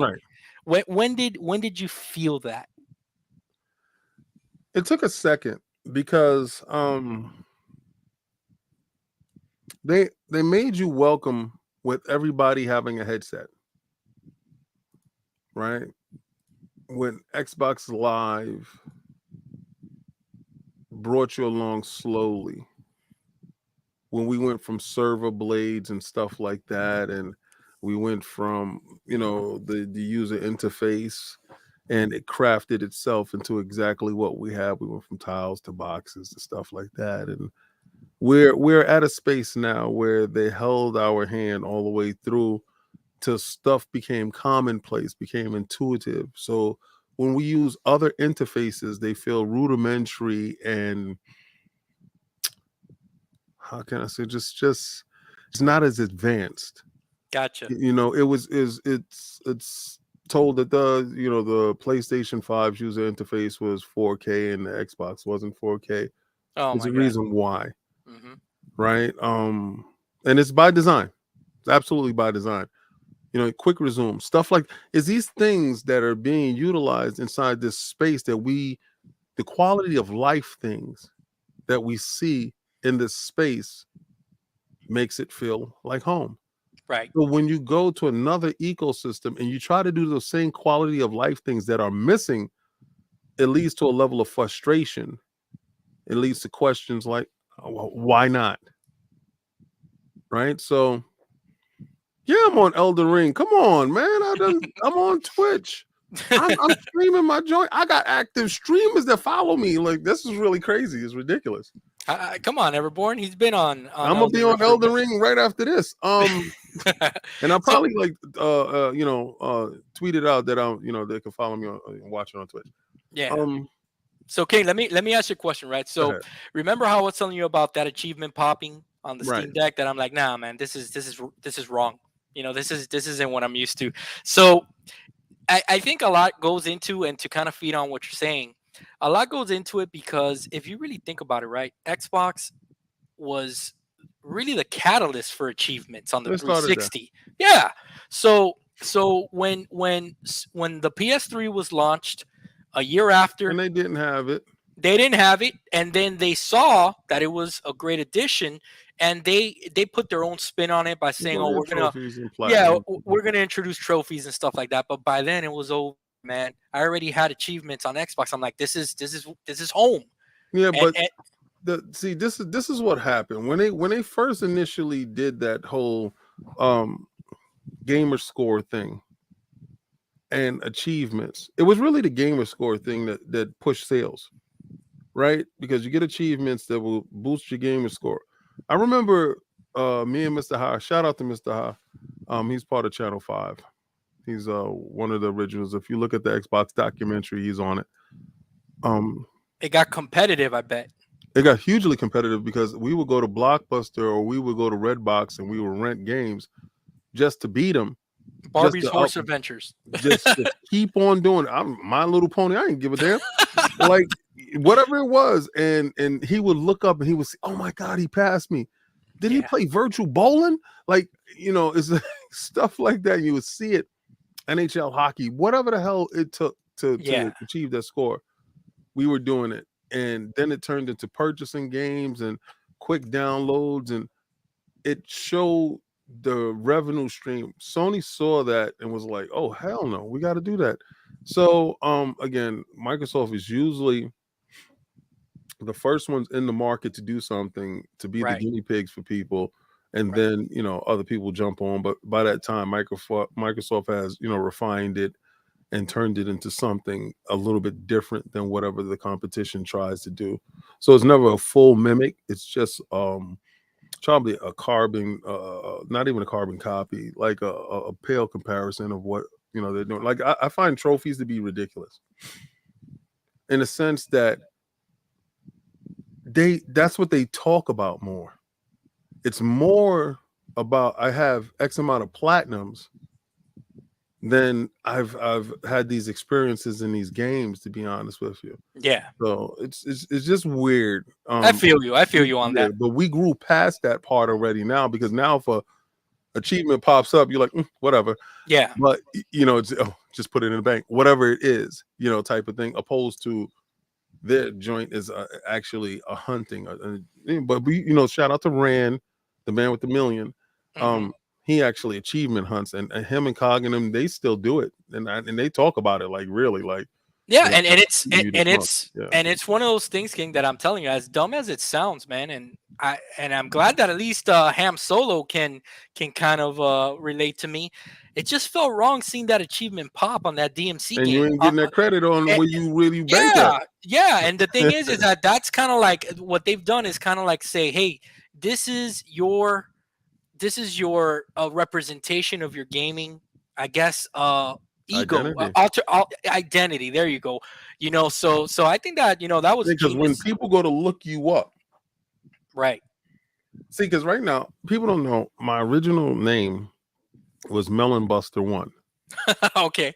All right, so if you go look at it, that's where the bulk of my achievements is at. When I came over to Xbox One, I didn't know that I messed up on my whatchamacallit, on my email. They couldn't bring it over because they never Oh fixed my email. no. So King OTW was just a byproduct of Microsoft's mess up. Mhm. Okay. And so when people look at my gaming score, oh yeah, you know, no, add Melon Buster One to it, because I know Porter Rock had, tried to call me out on it. And I'm like, well, Oh, where's my trying to say about like that you hadn't played games and stuff like yeah, that. yeah, yeah. Yeah, yeah. Yeah. I got you. I told him, I said, I'm not you guys. I said, where's my achievements on my Neo Geo when I was buying $250 cartridges every month? Every game Yes, that came sir. out, I purchased. Where's my achievements there? Where's my achievements on my Jaguar? Where's my achievements on my Sega CDs? Where's my achievement on my 32X? Where's my achievements on my Saturn, on Right. my Dreamcast? Where's my so like really it's idiotic and it's ignorant to even ask me about achievements in games. You more or less just ask me about my knowledge in games, and Yeah. don't even ask me about my achievements, because I've ended more games than they've seen games. So Yeah, they just use it. People like that just use it as a weapon, King, to yeah. see what to see But how they can get one but over I you. do love Porter Rock though. That's my dude. So if it don't nobody go at him, that's my guy. Like No, no, yeah, he's he's active whatchamacallit in the military, and anybody that's in the military, and it's just God's our country. God bless, and stay safe. absolutely. And it's not that, but it's just good fun, King. Good Yeah, fun. yeah, absolutely No, fun. no, That's no all that ill ever is. will. When it comes to that, man. As long and this is something that I always say. As long as you're having fun, man, and you guys can clown on each other and stuff like Oh yeah, that. Just do it in a respectful, always. way. Don't bring families and stuff like that. Some dudes is weirdos, man. When they Yeah, start getting man. personal, like if you can't have a dispute and keep it jokes, and you got to get personal. Come on, man, this is dumb. I remember my very first video. I had well, it was actually my second interview, right, King? I had K Mega on, right? Yeah. And right after the show, the very first comment I got was, "Go hang yourself, Xbot." Okay, and Wow. and and I'm just King, and I take whatever, dude. Shrug it off, brother. But could you imagine? And this is what I'm talking about with being a positive force of change, right? Hmm. Because I always feel that you have to be better than you were yesterday. That's all my goal is. Absolutely. Be better than I was yesterday. Try my best. Sometimes you fail, sometimes you achieve it, but be better than yesterday, so you can have a greater tomorrow. But could you imagine if your very first show, your very first comment, you're pinning your hopes on it. They don't know what you're thinking of. They Yeah. don't know what your circumstances is. Let's say you did decide to just hang up. You Yeah. understand how certain things can form somebody's thought, and you don't know what space they're in. Yeah. Good thing that you're in a good space, you're in a jovial space, and you understand the benefits and the blessings that you have around you, Absolutely. that didn't negatively impact you, but it could have. It could have Absolutely. been something very terrible. And if somebody takes anything from this interview today, understand every time that you form words against somebody, you're casting a spell on them. You're spelling against them. Mind your words, because your words are powerful. Your words can either build or destroy. They're worse than a gun at many times. So understand that those words actually forms actions. So be kind in your words, so kind actions can come from it. Absolutely, King. And I think it just goes back to just treat others, man, with some respect. You know what I'm Yes, saying? And if you don't agree with something that somebody said, just say, "Hey, I don't agree with you, dude. I have a different look than you." There's nothing wrong with that either. You know what I'm yes, saying? But I think that we're just living in weird times, King. You know, yes. people and the Hurt thing, people hurt people. yeah, yeah, exactly. And the thing is that it's funny, right? Because I guarantee you that whoever wrote that on their keyboard, King, we both know they ain't man enough to say that in my face. Oh no, but even the first thing is, brother, do you need a hug? Because Exactly. that's what I say. Like, if you ever look at my Twitter line, I just like, man, you need a hug. You must need a hug. You know, somebody didn't get hugged as a child, or somebody needs a hug today. You know, you need a hug. Yeah. You kill him with kindness, right, Oh King? hell yeah, That's what that's hell yeah. called. King, Exchange so them. let's get back on track with the Xbox talk, King, and we're almost done, brother. And I thank you for going a little bit over, man. I No really do. problem. I'm long winded anyway. Let me ask you, King. So the obviously Xbox owner, OG Xbox, Right. Xbox 360, you know, the Xbox One. King, how was it like for you as a Xbox centric gamer during those dark days, man, with the Xbox One and the fumbles in the beginning? Because I remember that it's not, did I agree with many of the skeptics out there that said, hey, Xbox has kind of messed up on their messaging? I did agree on that. I think that they were a little too aggressive on that messaging. But come fast forward, King, everything that they put into light is kind of what we have now. We're just You, ahead of our time. yeah, that's all it is, and people are scared to change, and I understand all that. People thought their games all of a sudden they couldn't trade them in and all that good At stuff, and that point in time, they couldn't. yeah, and If that's the okay. DRM would have stuck how Hmm. they wanted it initially, it wouldn't. Yeah, PlayStation had the same DRM put inside their machine. they took Just it said out. it. They took it Just out. check it out. When you put your PlayStation 4 on, it was an hour update. Like, what is going on? Yep. So I really didn't care, to be honest with you. I'm keeping it real. Dark days, whatever. I've Well, seen companies you know come what and you know go. what I mean. You know what Yeah, I mean. yeah. But I've seen companies come and go. So if it's your time to go, then you messed up. All Yep. right. So either you're gonna save it or you're not. And they actually put somebody that was in charge that saved it, because I had a PlayStation and I'm a gamer. At Right. the end of the day, I'm going to go where games are. Right. So if you get it together or you don't, X on you. But I'm definitely gonna go exactly where the games are. And would I like them to survive? Yes. Did I champion them when Phil came on? Yes, because when I got a chance to meet him, I know the measure of a man. I shake your hand, I could tell exactly who you are from our little conversation that we had. And I was like, I went back to the hotel, because we were staying at a hotel. I don't know if we were staying at Airbnb that year. Yeah, I heard you talk about this one time, King. I'm really intrigued. Yeah, so I told Cog. I never told anybody about the conversation afterwards that me and Cog had. I said, no, he's the guy. And he said, well, why you say that? I said, it's something in his eyes. He's the guy. He's the guy that's going to make sure that they win. And they're going to win because of him. He was like, I don't know, man. Dudes are saying, I said, trust me. He's the guy. I said, and you're going to see. And I've always stuck by that. So when people claim that they were rolling, no, they wasn't. I watched everybody.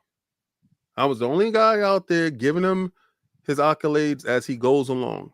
And Yeah. every milestone and every achievement that he achieved, he got a name. And it's to be what did he get? He got achievement, lifetime achievement award. Right. Just the other day, right? Right. To be acknowledged for that is a laugh in the face of everybody that thought he wasn't the guy. Right. Because anybody that knows anything understands that Microsoft is at death's door. Well, not Microsoft, Xbox Xbox, yeah, as a brand. as a brand, right? So he brought them back. He deserves every last ounce of Phil Dominus, Maximus Aurelius Spencer, whether dudes like it or not. Just respect. Right? It's just see the GOAT for what it is. You call Tom Brady the GOAT. Why? Because Tom Brady again and again and again proved it. I'm a Jets fan. And for me to tell you that Tom Brady is a GOAT, yes, he is. I've seen Joe Montana. I see Steve Young. I've seen these guys. I know Yeah. what I'm talking about. I Yeah. told my wife, she was falling asleep. They were down. They were going in the fourth quarter with the Super Bowl. She fell asleep. I said, she is like, oh, the game is over. I said, oh no, Captain America is about to win. Yeah. I said, you just don't know this dude. Mm-hmm. I woke up. It was like a couple of seconds left till it was about to be over. I said, wake up, wake up, wake up. She's like, it's over? I said, yeah, they won. What I told you. She said, oh my God. Some I dudes are said, just exactly. yeah. Some dudes are just built different. You He know, is King? built different. Yeah. Because it takes a leader to understand that you need good players around you. Right. All right. And in doing so, what a true champion does is he removes the weaknesses from his side and take away the strengths from the enemy. And he's been doing that. He took away power. Because remember, the Xbox One was underpowered Yep. because of the user interface and how they had to connect hooked up and how they was doing this, that, and the third. 1080p makes you a better gamer. Remember that? Right. Yeah. So you had the Xbox One X, took back the power, never gave it back. Yep. Services, they second to none. Game Pass, incredible value. You're seeing now where the Xbox is going to be in a position to rival the PlayStation in terms of, since they just won Publisher of the Year from Metacritic, Right. rival the competition. It hasn't been done in a 12-year history. Yeah, that stigma of quality, right? Right. Right. So when the game studios start producing, because they only had 5 studios when he became head of Xbox, they have 32 plus, 34 plus. It's going to be a point in time where the competition won't be able to survive. And I'll be talking about it on Iron Lords podcast this weekend when we talk about certain titles and certain things that's going on. But I know why Sony's making a pivot in a different direction. It's out of survival and necessity. Absolutely. And it's good. It's good for the industry. It's good for the Sony platform. It's good for them. Everybody will understand how a true survivalist, because Jim Ryan is a true survivalist. Yeah. And people will see it. Yeah, absolutely, King. And the thing is too that, you know, it's I heard you and some others say that PlayStation is not going to be around, you know, come 10 years. Yeah. And in the way that we know PlayStation, it doesn't mean that they're not going to be making games. It doesn't mean, King, I got where you were coming from. Right. It doesn't mean that all of a sudden they're going to be wiped off the map. No, but we got to be real here, all right, King? And Right. again, we're logical thinking people, all right? So as logical thinking people, you gotta see what's in front of you, and you have to say, all right, PlayStation has done, they Sony as a company, they've always done great, dude. They've always been one step ahead. They've always pushed that PlayStation brand to do the things that it needs to do to carry Sony as a company. So kudos to them, but we are living in different times, and I think that's what people have a tough time realizing. Well, all I have to do is look at Gran Turismo 7 to understand the direction of the company. Right. Now. Exactly. And it is an unmitigated disaster, whereas I don't know if the Gran Turismo brand can recover from those mistakes, because you can't reverse certain things of that game of service. Right. So it's their growing pains in the game of service genre, but the identity of the PlayStation brand will be games of a service. Let's bring it back, right? That we started talking about comics, and let's go into a Batman film, into a line that Two-Face says in the movie, right? Right. These guys are seeing themselves become the villain. Yeah. That they hated so much. Games as a service was terrible. You know, Xbox it has no games. All they do is release these games as a service games. King, I'm telling you right now, God of War is releasing with microtransactions. Calling it right now. Well, it's highly possible. It's Calling it. highly possible that they will have a store there and they will have different skins and stuff like that you could purchase. Um, it's highly possible if they have a multiplayer with certain things and aspects to it. Um, it's very plausible, Mm-hmm. but I didn't think that they would sacrifice a beloved title Yeah. in Gran Turismo in the way they did. But you have to look at who's in charge because he holds no lineage to it. Nope. So yeah, he's going to try different things to make sure that the bag is incurred. And You know when it's I a knew that smart Jim was a move. different cat? I knew that Jim was a different cat, and this goes to credit what you've been saying all along, that Jim doesn't care about the lineage or anything like that. The Right. moment that they removed that the X button being the back button in Japan, Oh yeah. it's over. I mean, as something so small like that to Jim means nothing. He wants Nothing at it. all. He wants it to be uniform for us gamers. It has sentimental value. It has meaning. For the Japanese audience, it had meaning. He doesn't care about that. He wants it to be universal. He's like, this doesn't make sense to me, and it would be a more universal thing if all the button layouts were the If same. everybody in every region playing the same exact way. Exactly. And Exactly. that's his mantra. Yep. Uniformity. Right. So Right. people will get to understand them. People wanted him out. No, I'm said, hey, Jim for president. How? But Why? Sony doesn't want him out. no, they would never. No. He's made them the most money. Yeah. He would. And Please. It's these the armchair financial advisors, the yeah, armchair CEOs will tell you something totally different. But again, if you look at the financials, very successful. absolutely, They're absolutely. they're in expansion mode right now. Right. And King, let me ask you, man, and we'll end it on this. So what I predict personally that's going to happen with the PlayStation brand, right?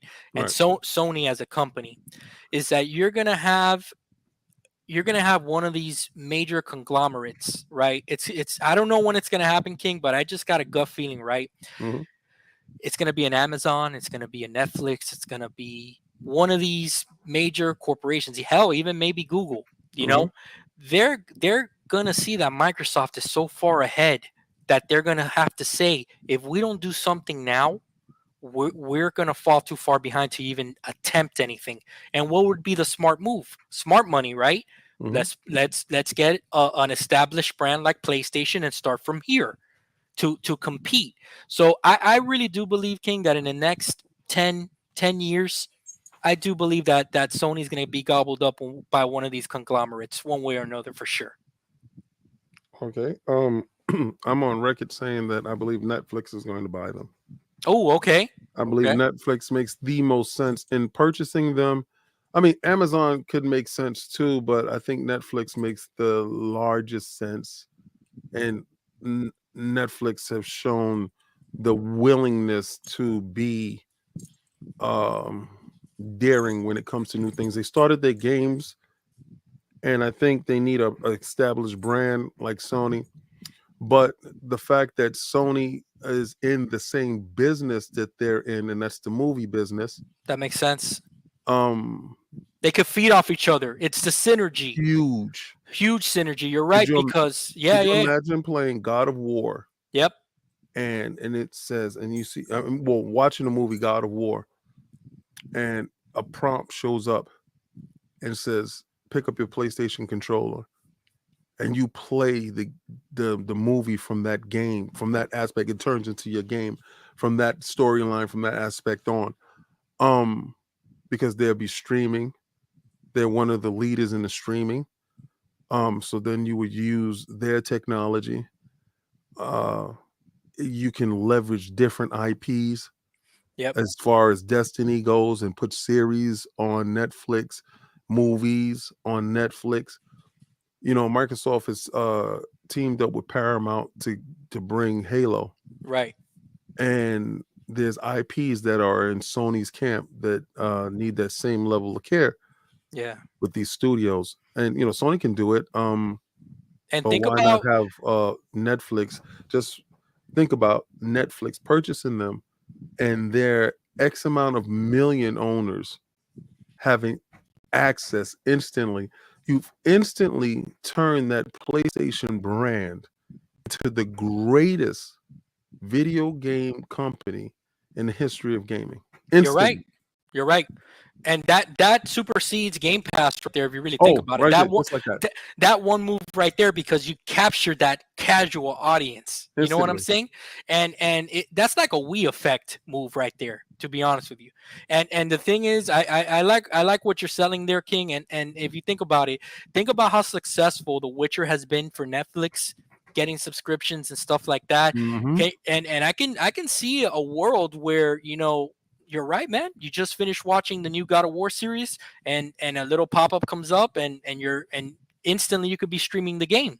Yep. And Last of Us, they can go Remember, bonkers. they signed an 8-season deal Yes, they for The did. Last of Us. Unheard of. Unheard of, Unheard of. right? Yep. So there's stuff in the back end that's working, and I tell people, just when you think they're dead, they're not, because they have stuff that of value. So when someone has something of value, they're never Yeah. truly out of the game. Yeah. So don't ever count them out, because they can at any point in time just turn right around and sell. Absolutely. Absolutely. And I do, King, you know what? From all of the ones that I've heard, I think that Netflix definitely does make the most sense, especially with the way that you explained it there. It's just a synergy between both companies. It just makes Yep. sense. It's like a match made in heaven. Yeah. So for sure. So King, thank you so much, man, for coming on the show today. I feel it's been an honor, man, to have you on here. We talked about comics and getting to know you, and I feel like if I know you a lot better, bro, and I Thank you, hope it, brother. and I hope that you feel like you know me better Oh, too. definitely, Wolf. Definitely.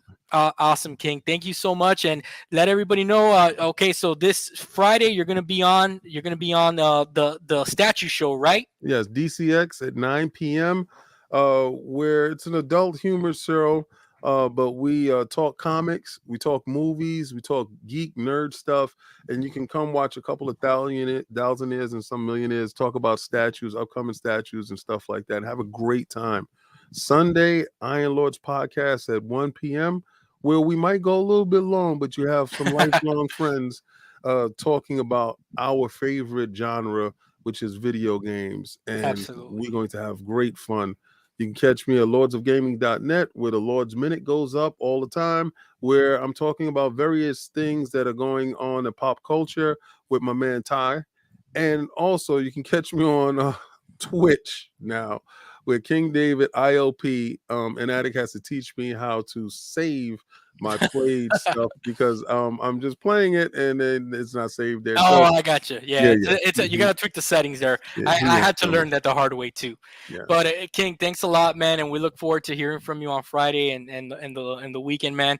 God bless you and your family, man. I hope you guys nothing but success and health for all of you. And yeah, man, thank you so much again for joining us. I hope you had fun, King, and let's do this again some other time, man. I appreciate it. Yes, man. Had a great time. Peace, everyone. Peace.